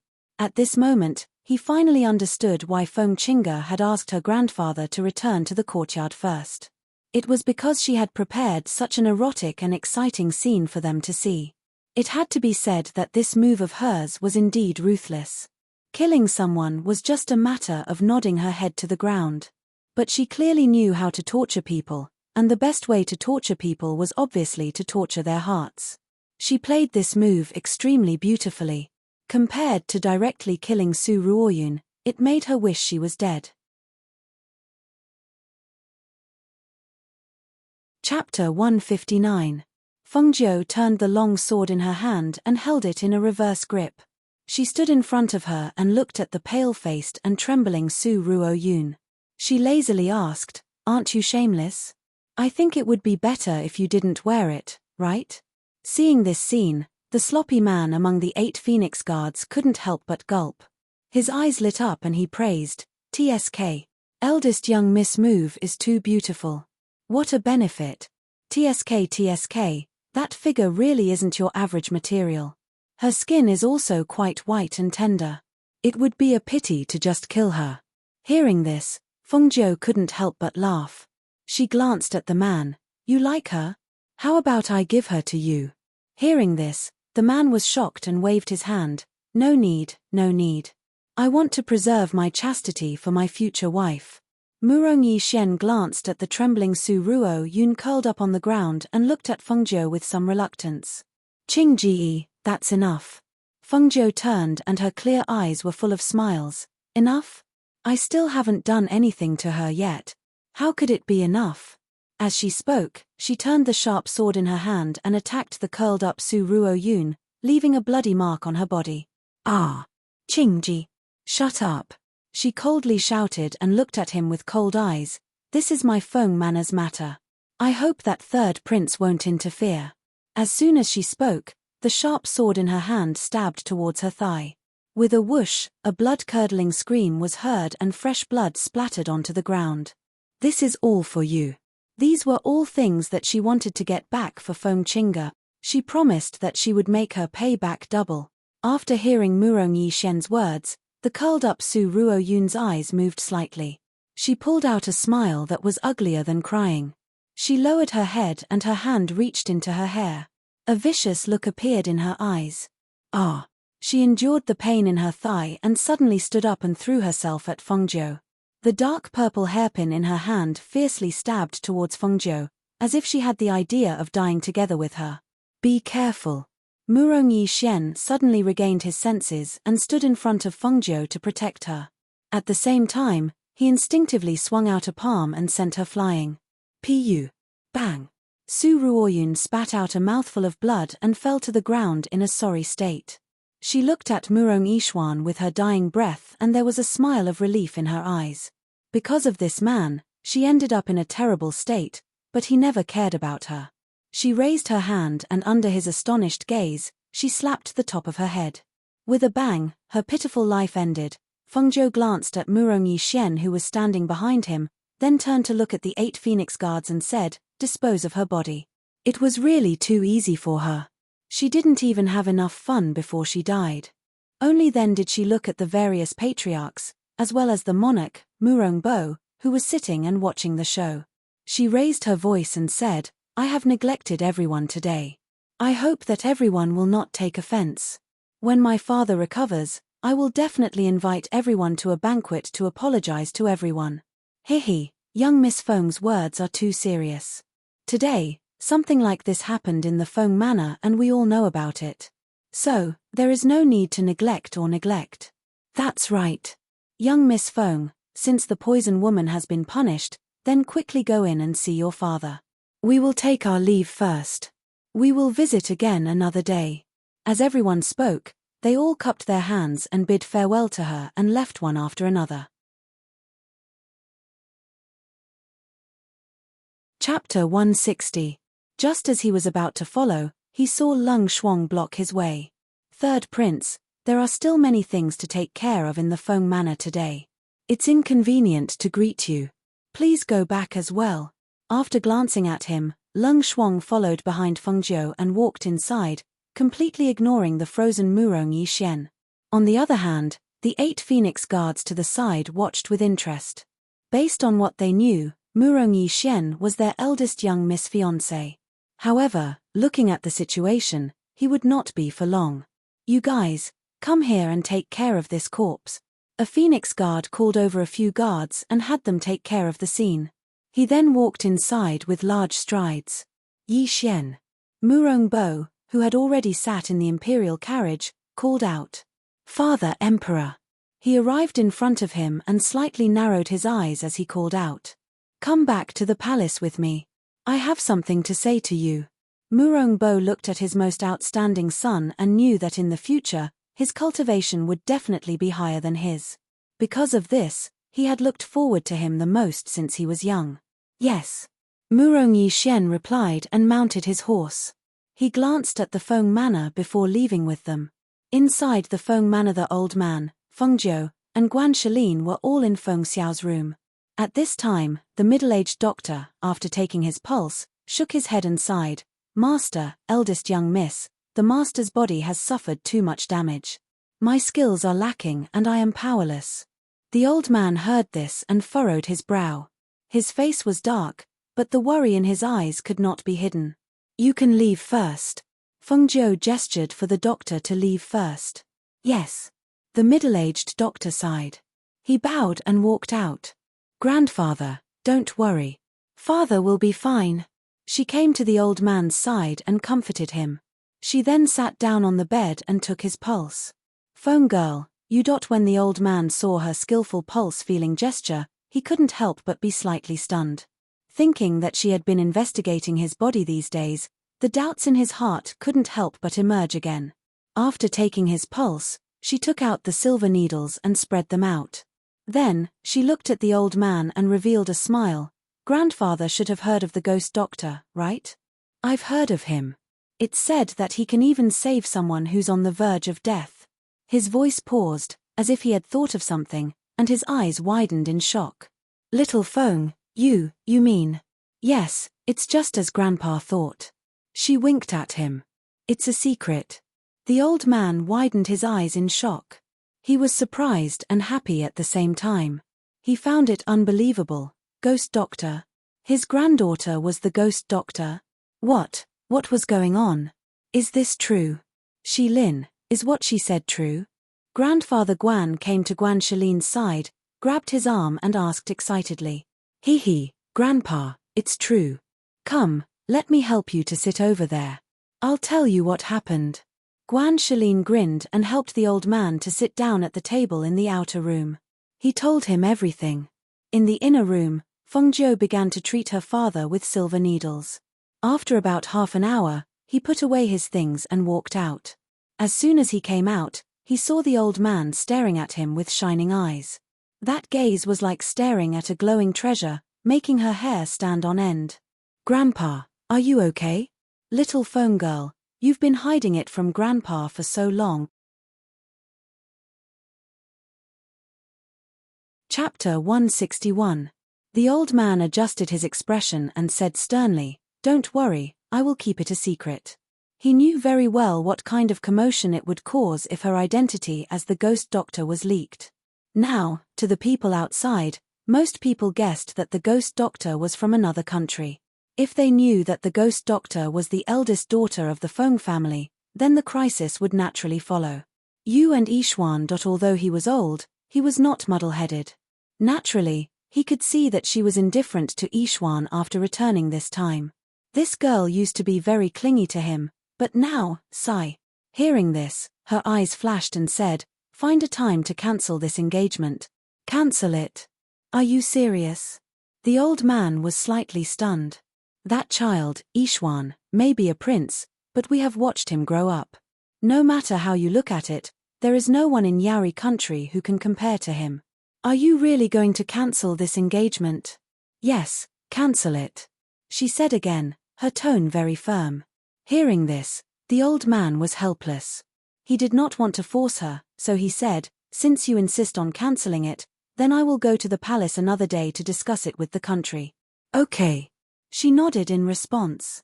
At this time, Lung Shuang, who was guarding outside the door, said, "Master, the 8 Phoenix guards are waiting outside the courtyard. They say that they want to see the old master and you." The people in the room looked at each other, then walked out. When the door opened, they saw that the 8 people in the courtyard were either sitting or standing. They quickly lined up in a row and bowed respectfully. "Greetings, old master, eldest daughter. What is it?" the old man asked, his gaze sweeping over the 8 people. "We want to ask, old master, what arrangements do you have for us? Do you want us to stay or go back first?" A man in a black robe asked, looking at the old man. The old man looked at Fengjiu, paused, then said to them, "You can stay for now." "Yes," they answered and looked at Fengjiu. They didn't hide the fact that they were trying to figure her out. Fengjiu glanced at them, then turned to the old man and said, "Grandpa, I'm going to talk to the housekeeper about something. Dad will be fine with my brother here. You should go back and rest first." "All right, go ahead." As the old man spoke, he suddenly thought of something and hurriedly called out to her, "Feng lass, wait." After taking 2 steps, Fengjiu turned around to look at him. He saw him take out a token and hand it over. "This is the Phoenix badge. Seeing the badge is the same as seeing the master. Not only can it mobilize the Phoenix guards, but it can also order the Feng family's guards. This Phoenix badge will be given to you in the future. Use it well." Seeing this scene, the 8 people all had different expressions. They didn't think that the old man would just hand over the Feng badge like this. Was he at ease handing over the entire Feng family to the eldest young miss? Fengjiu was also a little surprised and asked, "Why is this thing with Grandpa? Isn't it with father?" "Hehe, your father's is a grandson. Grandpa's is an old man. This is more useful." The old man stroked his beard and said proudly. Hearing this, Fengjiu's mouth twitched. With this thing in hand, Grandpa is still worried that the Phoenix guards will fall into Su Ruoyun's hands. Hehe, a grandson is also a treasure. Of course, it can't fall into the hands of an outsider. Moreover, the badge can mobilize the Phoenix guards, but more importantly, the Phoenix guards recognize the master. He looked at the 8 people meaningfully, and a wise smile appeared in his eyes. Chapter 162. Fengjiu couldn't help but smile, and her gaze swept past the 8 people before she said, "I'll take the command tokens. As for them, I'll deal with them when I'm free." As soon as she finished speaking, she walked towards the exit. After returning to Feng Manor, she began to clean up the people left behind by Su Ruoyun. In a short 3 days, she reorganized the manor from top to bottom. In these 3 days, Feng Xiao's body gradually recovered. Early in the morning, Fengjiu was practicing Tai Chi in the courtyard when she saw Lung Shuang walk in. Master, third prince is here. He said he wants to see you. Old master wants you to go over. She retracted her hand and exhaled softly, saying, Got it. I'll change my clothes and go out. As she spoke, she walked towards the room. Her footsteps paused and she asked, Oh right, how is my brother doing in the black market? Young master is doing well. Don't worry, master. The black market has already been informed. Millimeter, that's good. She nodded and went into the room to change her clothes. Then, she walked out with Lung Shuang to the front hall. In the front hall, Yi Xian, this old man knows that you are very outstanding and this old man is also very satisfied with you. However, since Feng Girl has already said so, as a grandfather, I naturally can't say much. So, I'll tell you first today that I will enter the palace another day and report the situation to the monarch to annul this marriage. Hearing this, Murong Yi Xian looked at him and said, Grandfather Feng, don't enter the palace first. Wait until I've talked to Qing Ji first. That day, it was he who annulled this marriage. Now, it was she who wanted to annul this marriage. Was it because he didn't recognize her and was angry at him? Grandfather. A voice came from outside. Murong Yi Xian turned to look. With this look, his eyes narrowed. A woman in white walked in with her back to the light. Her elegant figure and elegant aura made her look as beautiful as a fairy. However, when he saw her face, the previous beauty disappeared without a trace. It was a face full of scars. Her original appearance could no longer be seen. The skin on her face was almost completely destroyed. It was very terrifying. Even if he saw it, his heart couldn't help but shrink. There was pain, pity, and also shock and astonishment. He never knew that her face was so thoroughly destroyed. Phone girl, you're here? When the old man saw her, his eyes narrowed and he smiled. He stood up and looked at Murong Yi Xian and said, You two have a good talk. Then, he walked out. Chinga, let's get married. He looked at her and stated his purpose for coming. Hearing this, Fengjiu, didn't tell you that I wanted to annul the marriage? She walked to the main seat and sat, the servants to serve her tea to her tus. He thought that she wanted to break off the engagement because her face was disfigured. After all, she used to rely on him so much. How could she break off that kind of relationship just like that? Hearing this, Fengjiu smiled, I think you're mistaken. I don't want to annul the marriage because my face is ruined. It's because I realized that I don't love you, so I want to annul the marriage. Her voice was indifferent. Her expression was languid and elegant. She didn't feel a trace of uneasiness and inferiority because her face was ruined in front of him. I don't believe you. His gaze was fixed on her. I don't believe that you don't love me. We've been together for so many years. How can you say you don't love me? Chapter 163. That's different. He looked at her with deep affection. Because that's Su Ruoyun, not you. Fart. She sneered and curled her lips. Which man doesn't love beauty? Don't tell me you weren't stunned when you saw me in the peach blossom forest. Weren't you surprised when you saw me on the street? If a man's words can be trusted, even a pig can climb a tree. Chinga. She drank a mouthful of tea and stood up.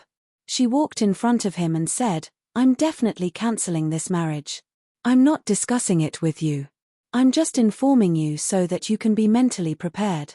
Then, she called out, Butler, see the guest out. The butler outside walked in and said to Murong Yi Xian, Third prince, please. Murong Yi Xian was silent. After looking deeply at her, he said, I will find medicine to remove the scar for you. I will let you know that my feelings for you have never changed. Once he finished speaking, he then walked out. Fengjiu shook his head and sighed softly in his heart. Unfortunately, the Feng Chinga who loved you is already dead. No matter how much you do, it's useless. Then, she walked out of the front hall and went to the backyard. When she arrived at Feng Xiao's courtyard, she saw the old man and her father drinking tea and chatting. She called out, Grandfather, father. Chinga, I heard that Yixuan came. How did the two of you talk? Feng Xiao asked with concern. When he saw his daughter's disfigured face, his heart ached. His daughter's face was disfigured just like that. This was all because of his negligence as a father. He didn't protect her well and let her suffer so much. He's already gone. Grandfather, find a time to talk to the king and cancel this marriage. She walked to the table and sat down. Then, she looked at Feng Xiao. Father, do you still feel unwell? No, I'm fine. My body is recovering quickly. Feng Xiao smiled and told her not to worry. Well, you still have to continue drinking the medicine. She smiled and chatted with them in the courtyard. After a while, she returned to the courtyard. Not long after they returned to the courtyard, Leng Shuang walked in. Master. Just as he was about to speak, Leng Shuang saw a blue-robed man wandering around outside the courtyard. The words that were about to come out of his mouth suddenly stopped. Feng Jiu, who was in the courtyard, followed her gaze and saw the blue-robed man sticking his head out and looking around. Seeing this, she raised her eyebrows and asked, "What are you doing there?" He, I had nothing better to do, so I decided to take a stroll. He grinned as he stared at her naked face, feeling a little surprised. He had heard that eldest miss had removed her veil after she returned, revealing her disfigured face. She had been wandering around the residence all day long. He didn't believe it at first, but he didn't expect it to be true. Do you have nothing to do? She curled her lips and looked at him with a faint smile. Speaking of which, you haven't recognized me as your master yet. Young miss wants us to acknowledge you as our master. Hehe, this is probably going to be a little difficult. His words were very straightforward and blunt. Master. Leng Shuang leaned close to her ear and whispered a few words. Then, he stepped back. After hearing Leng Shuang's words, Feng Zhou's eyes flashed with a faint light. Her gaze fell on the blue-robed man and she said to Leng Shuang, "Yes, go back and say that I agree." "Yes." Leng Shuang responded and left. Chapter 164. He was caught off guard by her fist and was hit in the eye. He cried out in pain and quickly retreated while covering his eye with one hand. Eldest miss, why are you hitting people? Feng Jiu smiled evilly. Don't you solve problems with your fists? Since you've delivered yourself to my door and I'm itching for a fight, I'll use you as practice. As soon as she finished speaking, her figure flashed and rushed forward again. When he saw this, the blue-robed man let go and said, "Since it's like that, then eldest young miss, don't blame me for being merciless." This time, he didn't dodge, and he moved forward to greet her while swinging his fist fiercely towards her. However, he did not expect that his hand would be caught by her and the other hand would exchange blows with her. The sound of two fists colliding could be heard, accompanied by his cries of pain from time to time. He was not paying attention and felt that his whole body was suddenly lifted up and fiercely thrown to the ground. Bang! The sound of a heavy fall was accompanied by his muffled groan. His whole body was pressed to the ground and he did not know where his hand was pinched by her. It was weak and powerless. Before he could catch his breath, he saw a fist coming towards him. He was so shocked that he shouted, "Don't hit my face." Bang bang bang bang. Why do you keep hitting my face? Don't hit my face. Don't hit my face. The guards who heard the commotion thought that something had happened and quickly came over to take a look. Who knew that it was the Phoenix Guard who was being fiercely beaten up by the eldest miss. For a moment, all of them widened their eyes in disbelief. How could the eldest miss beat the Phoenix Guard? Did the Phoenix Guard let her win? My stomach. Don't hit me, master, don't hit me, I admit defeat. As soon as he finished speaking, he saw that she had finally lifted her knee that was pressing against his stomach. Only then did he let out a sigh of relief and his whole body relaxed. However, just as he let out a sigh of relief and was unprepared, a fist fiercely landed on his stomach, causing his whole body to curl up like a cooked shrimp. He held his breath and his face turned red. "I already called, master. Why, still, hit me?" Feng Jiu stood up, brushed his clothes, and smiled at the man who was curled up on the ground with a swollen face. "This last punch was taught to you by master. Before the danger is over, don't let your guard down. Only when you know the pain will you remember this lesson. Looking at the figure who clapped her hands and walked into the room, he hissed. He gritted his teeth and endured the pain as he stood up and limped back. When the other men saw the man limping in, their eyes flashed with astonishment. One of them went up and asked curiously, "What's going on? Why did you come back with a bloody nose and a swollen face after going out for a stroll? Who hit you?"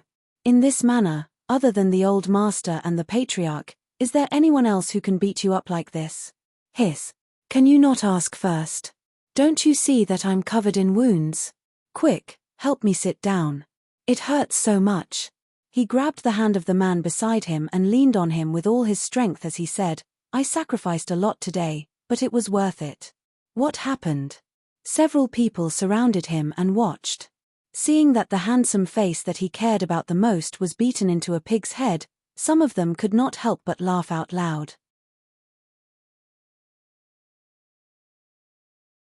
Chapter 165. That's right. I already told her not to hit my face, but she still chose to hit my face. She's too ruthless. The blue-robed man was so agitated that he pulled at the wound on his face. He sucked in a breath of cold air. I limped all the way back. When the servants saw me, they all covered their mouths and snickered. I had to cover half my face with my sleeves. I really don't have the face to see anyone. Could it be that your injury was caused by Guanxaline? It shouldn't be. With his strength, he's still no match for you. Could it be the old master? One of them guessed curiously. Hearing this, the blue-robed man's mouth twitched, revealing a proud smile.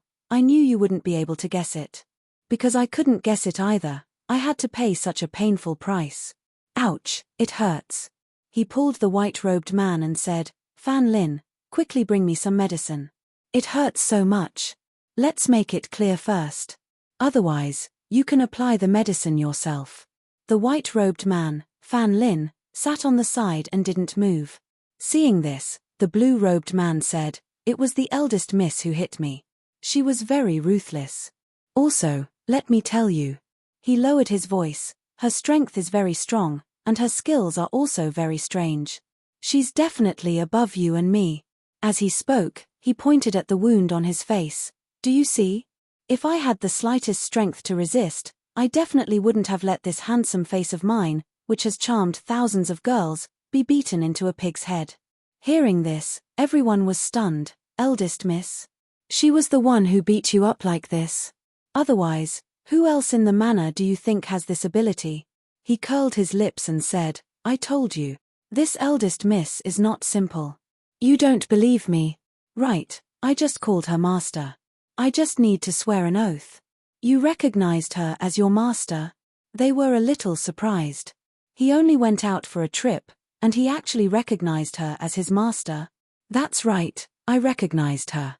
"Ouch, quickly bring me some medicine and apply it." Fan Lin stood up and looked at the few people who were deep in thought. He then walked into the room and took out a medicine box to treat his wound. That night, Fengjiu went to her grandfather's room. "Little Feng, Leng Shuang said you had something to tell me in the evening. What is it?" The old man sat at the table and asked Fengjiu. Fengjiu picked up the teapot on the table and poured 2 cups of tea before saying, "Grandfather, the black market asked for my help. The spaceship they sent to pick me up will probably arrive tomorrow. This trip will take at least a few months, so I'll have to trouble you to keep an eye on things in the mansion. Send a spaceship to pick you up." The old man looked excited. "Is it that kind of flying magic tool? That's not something an ordinary country has. Could it be that the country you're going to is at least a 6th-tier one?" She shook her head. "I haven't asked about this yet, so I'm not too sure. I'm thinking, should I tell father about the ghost doctor's identity? I don't want him to worry when I'm away for a few months." "No need, no need. Your father shows everything on his face. If you tell him, he won't be able to hide it. If one day he's drinking with someone and is in a good mood, the entire Yunyu city will know." The old man waved his hand and said, "Don't worry, I'll tell your father that I let you go out to train and won't be back for a while." Hearing this, she couldn't help but tease, "Grandfather, are you sure you're not talking about yourself?"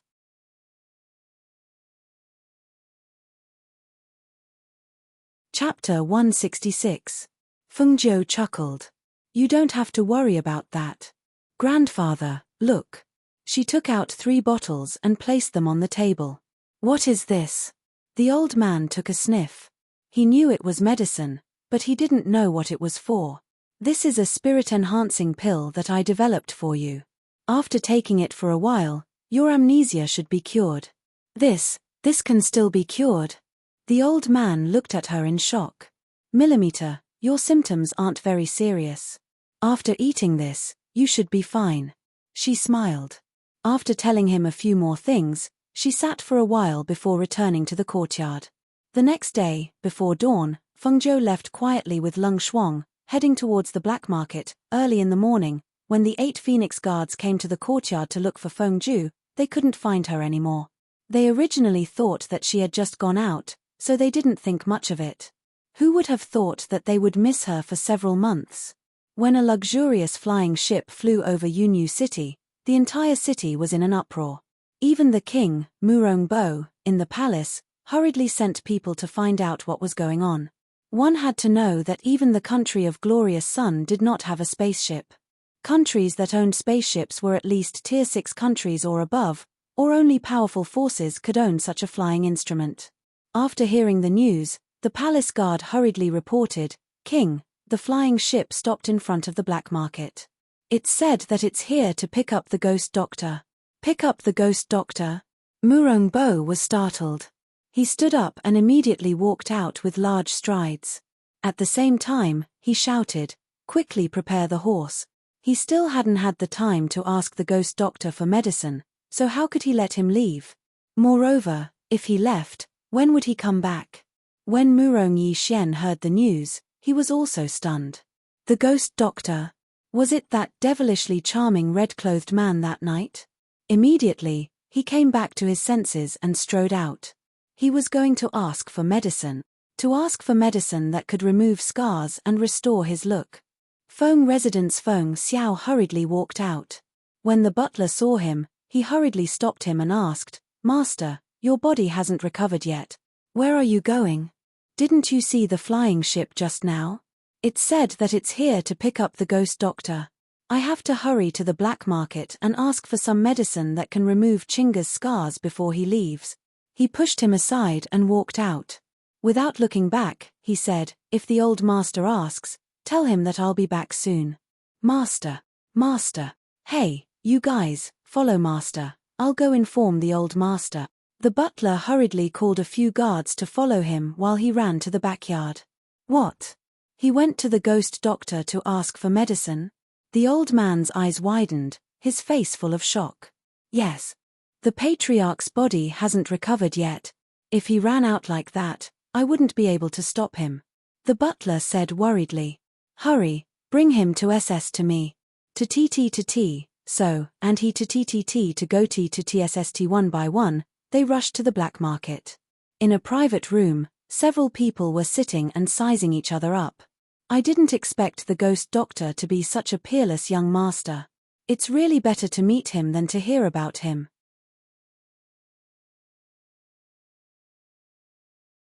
Chapter 167. Feng Zhou's lips curled into a faint smile. I'm flattered to have 2 great spiritual masters and a foundation establishment cultivator come and pick me up. Hearing this, surprise flashed across the eyes of the people in the room. They didn't expect him to be able to tell their cultivation level. However, they couldn't sense any profound energy or spiritual energy from his body. Then, how did he see through it? Hihi, this is also to show how much our black market values you. Even if we're here to pick you up, we naturally can't neglect you. The middle-aged man said with a smile and cupped his hands. It's getting late. The flying ship is waiting outside. Please. He gestured for him to go ahead first. Millimeter, Feng Zhou replied. He stood up and brushed the red robe on his body before walking out. Lung Shuang, who was guarding outside the door, was dressed in male attire. He was dressed in black with his hair tied up and a mask on his face. When he saw her come out, he followed beside her and went down together. At this time, the black market was already surrounded by people. They had heard of the ghost doctor before but had never seen her before. What kind of person was she? Therefore, when the magnificent red figure walked out from inside, the crowd cheered loudly after being stunned. Ghost Doctor! Ghost Doctor! It's the Ghost Doctor! Everyone pushed and jostled, wanting to go forward. However, the flying ship was surrounded by the black market's guards and they couldn't enter at all. Guan Shalin stood at the top of the black market and watched her leave. He didn't go near her because if he got too close to her, her identity would be exposed. Please. The middle-aged man gestured for him to board the ship. Millimeter, Feng Jiu replied and stepped onto the flying ship. Leng Shuang followed behind.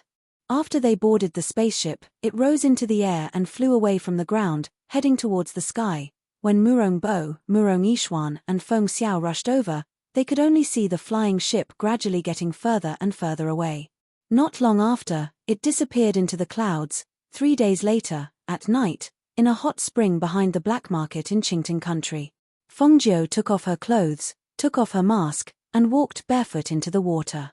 Her skin was also soaked in the water as she half-squatted. She found a place to sit in the hot spring and placed her hands flat on the slippery stone beside her. She raised her head slightly and narrowed her eyes comfortably. The exhaustion from the past 3 days was soothed by the hot spring. It was so comfortable that she felt drowsy. She had already set up a formation outside the hot spring, and Leng Shuang was standing guard outside. Therefore, there was no need to worry about anyone breaking in. Although it was comfortable, she knew that she could not soak in the hot spring for too long. Therefore, after soaking for about an hour, she prepared to get up. However, just as she was about to stand up, through the steam of the hot spring, she vaguely saw a black figure flash in as if he was avoiding something. This caused her body, which was about to stand up, to sink into the water. With the help of the mist, her body was covered. "Are you hiding from someone?" Her lazy and slightly hoarse voice sounded so indifferent, and even revealed a sense of calmness, as if the sudden intrusion of a stranger did not startle her. The voice that suddenly came from behind made the black figure, who was leaning against the stone wall, startled. He instantly turned around and looked in the direction of the voice.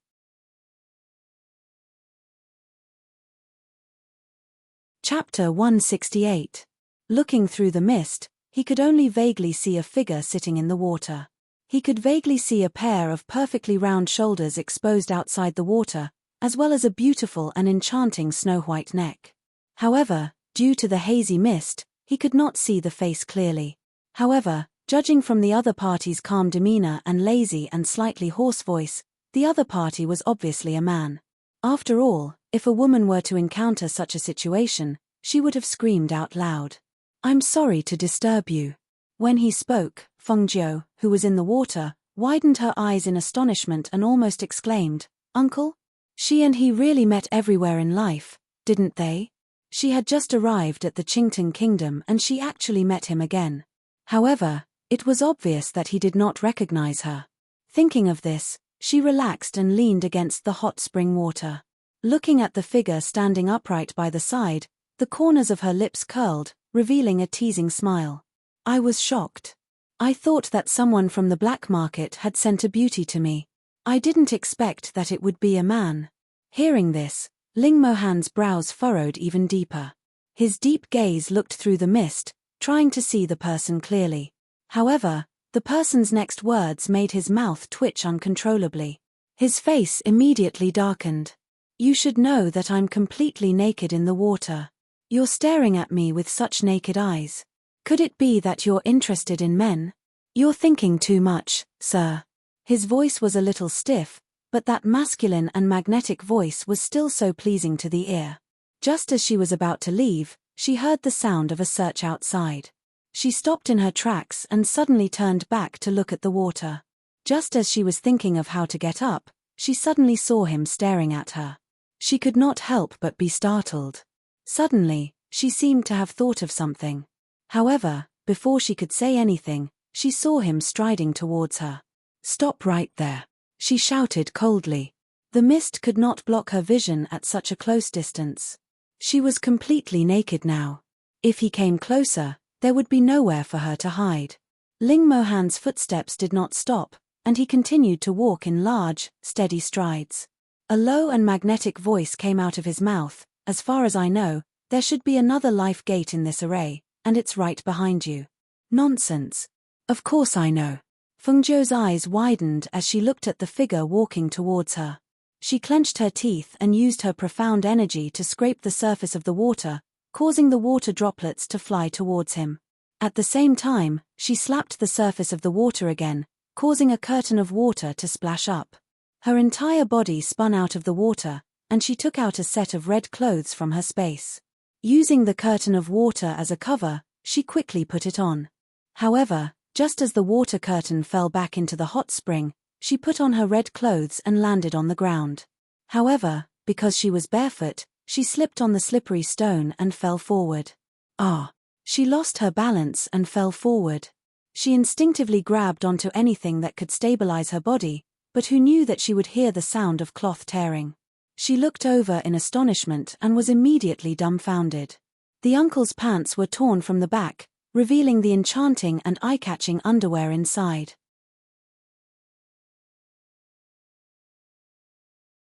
Chapter 169.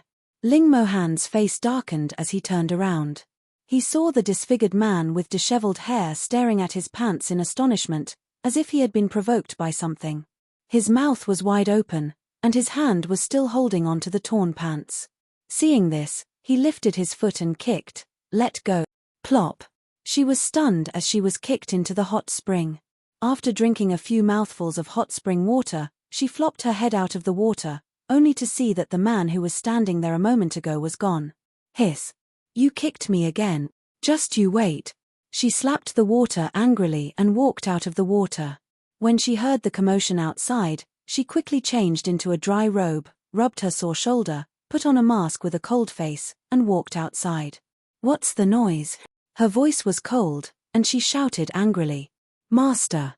Lung Shuang came to her side and said, they said that someone stole a few elixirs from the black market treasure house and chased that person here.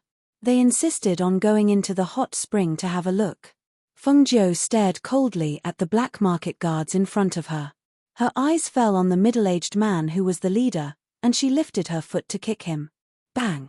The middle-aged man was not prepared and was kicked in the stomach, and he rolled a few steps away. He gasped and shouted angrily, What are you doing? Fengzhou stepped forward and looked at him with cold and sharp eyes.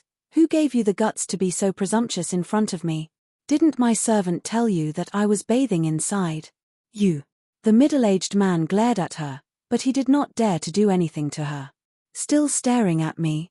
Don't you want your eyes? Her voice was cold, and her eyes were cold. Her words shocked the middle-aged man, and he immediately lowered his head, not daring to stare at her.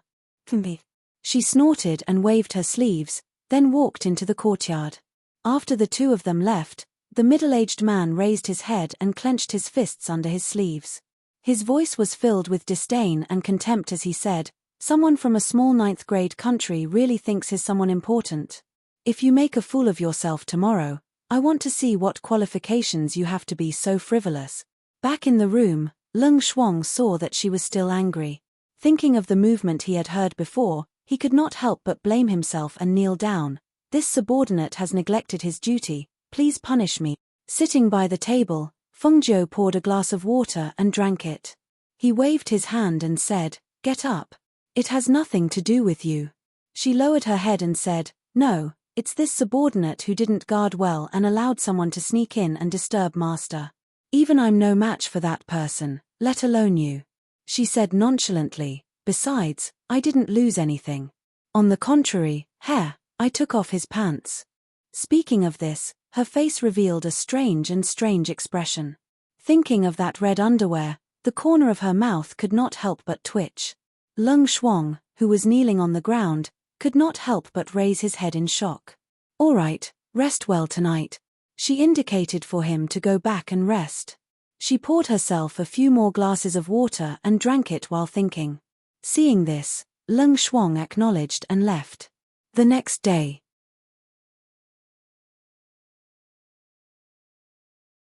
Chapter 170. Fengzhou responded. Seeing that she was somewhat full, she put down her chopsticks and wiped the corners of her mouth. Then, she walked towards him. Let's go. Please. The middle-aged man's actions were respectful because he knew that the person in front of him was not an ordinary person. Naturally, he could not offend her. Although he was from a small ninth-grade country, he was not the least bit surprised or curious when he saw a flying ship for the first time. It was as if he was used to seeing flying weapons and could not arouse his curiosity at all. Moreover, after coming to the Green Teng Kingdom, he had displayed such calmness and elegance that no one dared to underestimate or neglect him. The middle-aged man brought Fengjiu to the main hall in front. After reporting to the inside, he said to Fengjiu, "Ghost doctor, please come in." Fengjiu walked in while Leng Shuang was stopped outside. The few people in the main hall did not hide the fact that they were sizing up the devilish red figure who walked in. Some of their eyes were filled with contempt and disdain while others were probing and judging. While they were sizing her up, Fengjiu's gaze swept past the few people in the main hall and landed on the person sitting in the main seat. That was a middle-aged man dressed in black brocade robes. His legs were steady as he sat upright. His entire body exuded the aura of a superior. At this moment, his sharp eyes were staring at her and sizing her up. "Sir, please take a seat." The middle-aged man sitting in the main seat said in a deep voice. He raised his hand and gestured, pointing to the first empty seat on the left. Fengjiu smiled and walked up to the first seat on the left. She turned around and was about to sit down when a force pushed the chair away. Seeing this, she glanced at a middle-aged man on the lower left. Seeing that the other party revealed a provocative gaze, she couldn't help but reveal a smile. She released a strand of profound energy from her palm, and the chair that was originally pushed back returned to its original position in the next moment, and she sat down calmly. Gah! The sound of the chair rubbing against each other was heard. Then, the middle-aged man on the lower left flipped his chair and fell to the ground. He exclaimed in shock. "Ah!" When the other people saw this, they couldn't help but reveal a smile and slightly avert their eyes. Seeing this, the middle-aged man's face flushed red. He stood up angrily and shouted at Fengjiu, "Do you know who I am? How dare you? How dare you make fun of me?" Hearing this, Fengjiu, who was sitting lazily, glanced at him and said, "Although I don't know who you are, I guess you're from the black market. They say that visitors are guests. Why? Is this how you treat your guests? You, Medicine Master Lin, Her Excellency the Ghost Doctor is right. Those who enter are our guests. We cannot be rude." The middle-aged man at the head of the table spoke.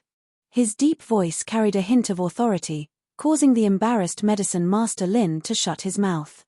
At this moment, the others said, "President, look at him. He's still wearing a mask and looks like he doesn't dare to show his face. We don't know where he's from. How can we trust such a person?" "That's right, President. No matter what, we can't bet all of Qingting Black Market's reputation on this person. Look at him, he looks so lazy, and I don't think he's old. How can someone like him take on such a heavy responsibility?"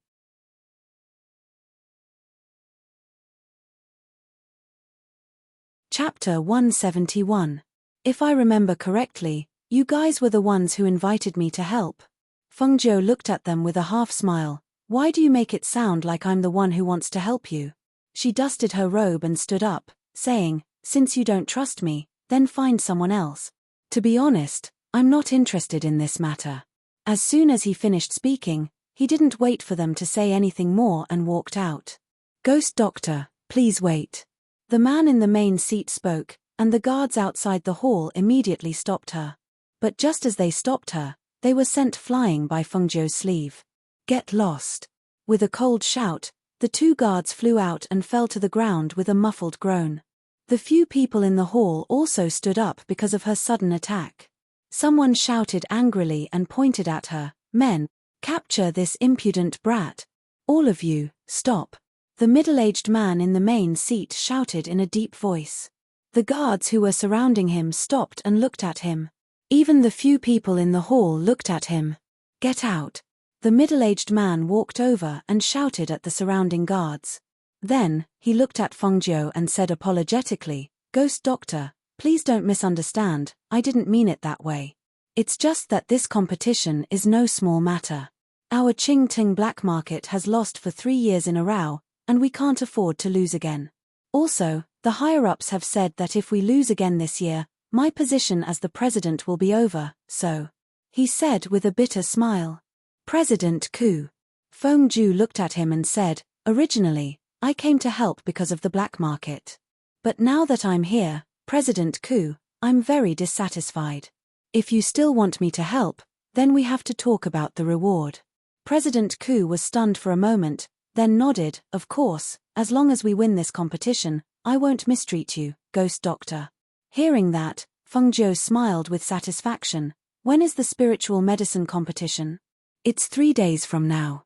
Feng Zhou walked in again, saying, "Then tell me clearly. That way, I can learn more about it." All right.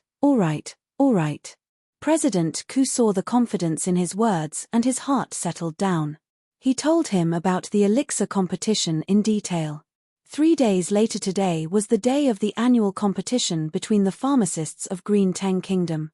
Because the pharmacists sent by the black market of Green Teng Kingdom had lost for 3 consecutive years, this year's competition was very important. When Feng Zhou arrived at the location of the competition, the peak of Mount Qingnan, he could see that the entire mountain was packed with people. Because they were participating in the large competition, they directly arrived at the top of the mountain before landing, avoiding the densely packed crowd below. After getting off the flying beast carriage, Feng Zhou's sharp eyes saw a familiar figure sitting in a conspicuous position on the stage. Seeing this, a strange look flashed across her eyes. She gestured with her chin and asked President Ku beside her, "Who is that bearded uncle?" "Bearded uncle?" President Ku was stunned. Following Feng Zhou's gaze, his gaze landed on the tall man with a reserved aura. He couldn't help but smile, shaking his head. "Ghost Doctor, this is your first time in Green Teng Kingdom, so you don't know that this person's identity is not simple."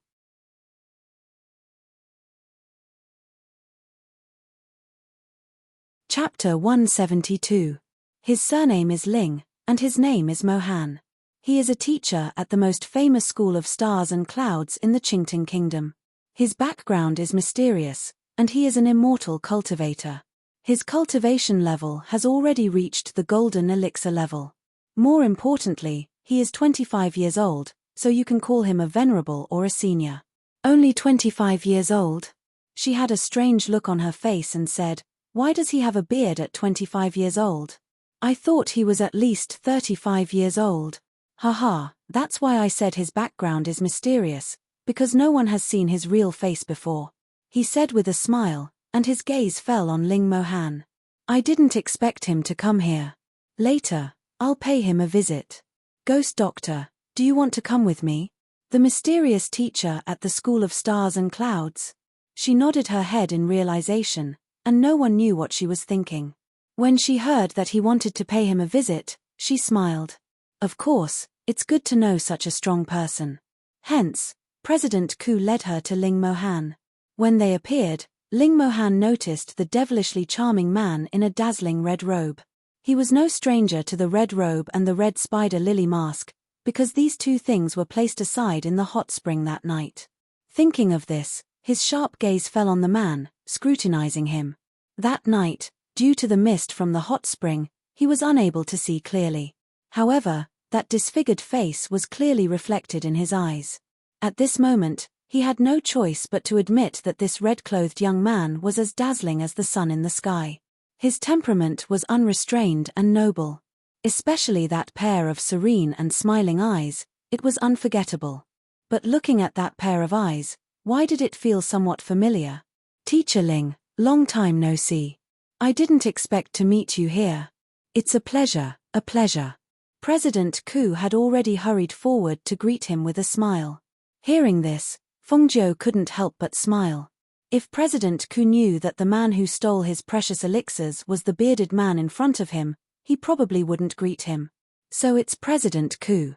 He stood up and also cupped his hands in greeting. His gaze fell on Feng Zhou as he asked, "This is?" He's a pharmacist that our black market invited to participate in the spiritual medicine competition. This he's called the Ghost Doctor. Because he didn't know what the Ghost Doctor's name was, he didn't know how to introduce her. Uncle Ling, Feng Zhou called out in a crisp voice.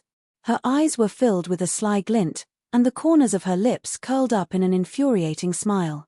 She said as if they were familiar with each other, "If Uncle Ling thinks it's hard to call me Ghost Doctor, then you can call me Ghost." Hearing the word Uncle Ling, Ling Mohan unconsciously stroked the beard on his chin and looked thoughtfully at the young man in red in front of him. There was a strange and puzzled expression on his face. Uncle? It wasn't a matter of a day or two that he had a beard, but no one had ever called him that before. However, that crafty little girl he met in the Jofu forest also called him uncle. This young man in red also called him uncle. Could it be that he really looked very old? She narrowed her eyes and grinned. That's right. I'm only 15 this year. I heard that uncle is already 25. That's 10 years older than me. If you're not an uncle, then what are you?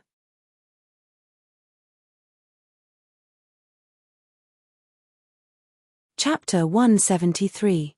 He couldn't help but size up the masked ghost doctor in front of him. Because he couldn't see his face clearly, he guessed that he was in his 20s based on his words and actions. But who knew that he said he was only 10 or 15? At this moment, he couldn't help but wonder if it was the right decision to bet the black market's reputation on him this year. Just as President Ku was wiping the cold sweat from his forehead, Ling Mohan looked deeply at Fengjiu. He knew that the other party recognized him and knew that he was the man in black who had barged into the hot spring that night. A middle-aged man walked over and glanced at Fengjiu in red with contempt. Then, he looked at President Ku and teased, 15? Haha, President Ku, where did you find this kid who is still wet behind the ears? Is there no one else in the black market? You actually invited such a little kid to participate in the spiritual medicine competition? Aren't you afraid that he will embarrass the black market? When President Ku heard this, he looked sharply at the middle-aged man and said rudely, "You don't have the right to comment on our black market's affairs. Haha, your black market has lost for 3 years in a row." I can understand President Ku's feelings. The middle-aged man looked at him provocatively and pulled over an 18 or 19-year-old young man behind him. He smiled fawningly at Ling Mohan and said, "Teacher Ling, this is a kid." He was interrupted before he could finish his sentence. Ling Mohan didn't look at the father and son, only looking at Fengjiu and said, "Little brother, the spiritual medicine competition hasn't started yet. Why don't you walk with me?" "Sure." She smiled and said to President Ku, "I'll be back when the competition starts." President Ku looked at Ling Mohan in surprise, then looked at Fengjiu and replied, Okay. Go ahead." Looking at the two of them, one in black and one in red, walking towards the mountain, he was puzzled. Did these two know each other? "What's your relationship with the black market?" Ling Mohan asked. Looking at the young man in red who was shorter than him, he frowned. No wonder he called him uncle. When he stood next to him, he really looked like a child who hadn't grown up. "As you can see, they asked me to help them get first place," she said casually and found a stone to sit on. He stared at him with his deep eyes and asked, "Have I seen you before?" Hearing this, Fengjiu looked at him. Hearing this, Ling Mohan only felt a chill, especially when the other party was staring at him like a wolf, which made him feel even more uncomfortable. "What's wrong with you?" Fengjiu, who got up at some point, leaned in front of him and asked, almost touching his chest. "What are you doing?" Ling Mohan's face fell and he took a few steps back. "I didn't do anything," she said innocently.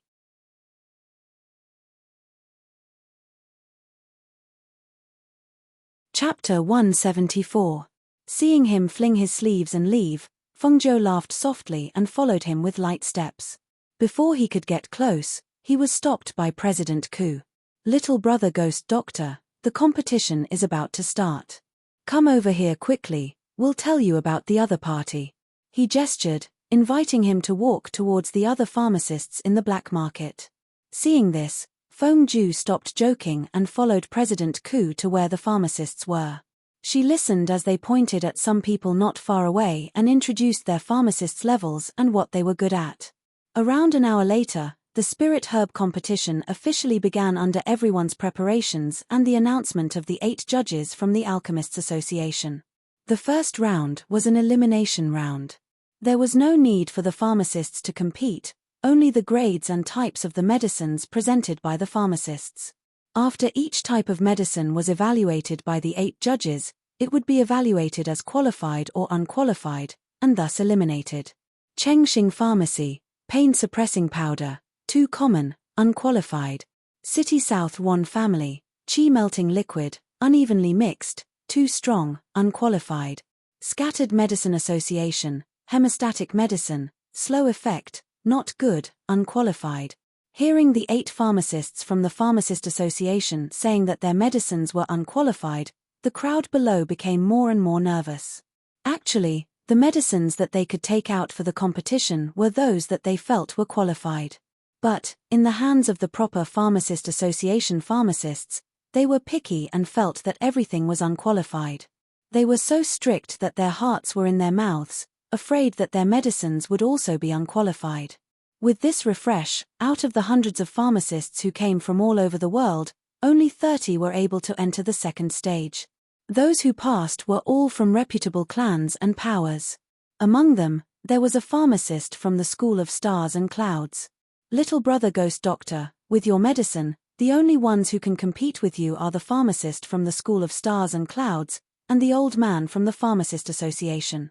He gestured, and continued, the pharmacist from the School of Stars and Clouds did not participate in the competition in the past. I don't know why he is here this year. As for the old man from the Pharmacist Association, he has been first for 3 consecutive years. He is the pharmacist of the association, and a 7th-level pharmacist. What about the pharmacist from the School of Stars and Clouds? What rank is it? Her eyes flashed as a thought formed in her mind. Everyone said that it was difficult to enter the Academy of Stars and Clouds. However, if she entered as a pharmacist and became a teacher, wouldn't she be able to freely read through the treasures of the Academy of Stars and Clouds? The alchemist insignia on his chest indicates that he is a Tier 3 alchemist. His potioneering skills are above that old man's. Speaking up to this point, guild leader Ku could not help but sigh. He already felt that it was impossible for them to win this year. If it was only the 7th-rank pharmacist, it would have been better. However, this year, even the pharmacists from the School of Stars and Clouds had come. This blocked his path forward. It seemed that his position as the president had reached its end. Little brother Ghost Doctor, just do your best. Even if you lose to a rank 3 alchemist from the School of Stars and Clouds, it is not shameful. Fengzhou's lips curled into a faint smile. We haven't even started yet. How do you know you lost? Next, the second test will begin. The 30 pharmacists that have been selected, please come up to the stage. The words that came out from the stage caused the surrounding people to fall silent. They saw a messy pile of medicinal herbs on the long table on the stage. 30 pharmacists walked out from the crowd and went up to the stage. You're tuning in to the Dreamy Chapters YouTube channel. We're so grateful for your support, and don't forget to subscribe to join us on this incredible journey through captivating stories. Your generosity through donations truly makes a world of difference, as it's the primary source of revenue that allows me to expand and enhance this channel for you. Thank you from the bottom of my heart for being a part of this adventure.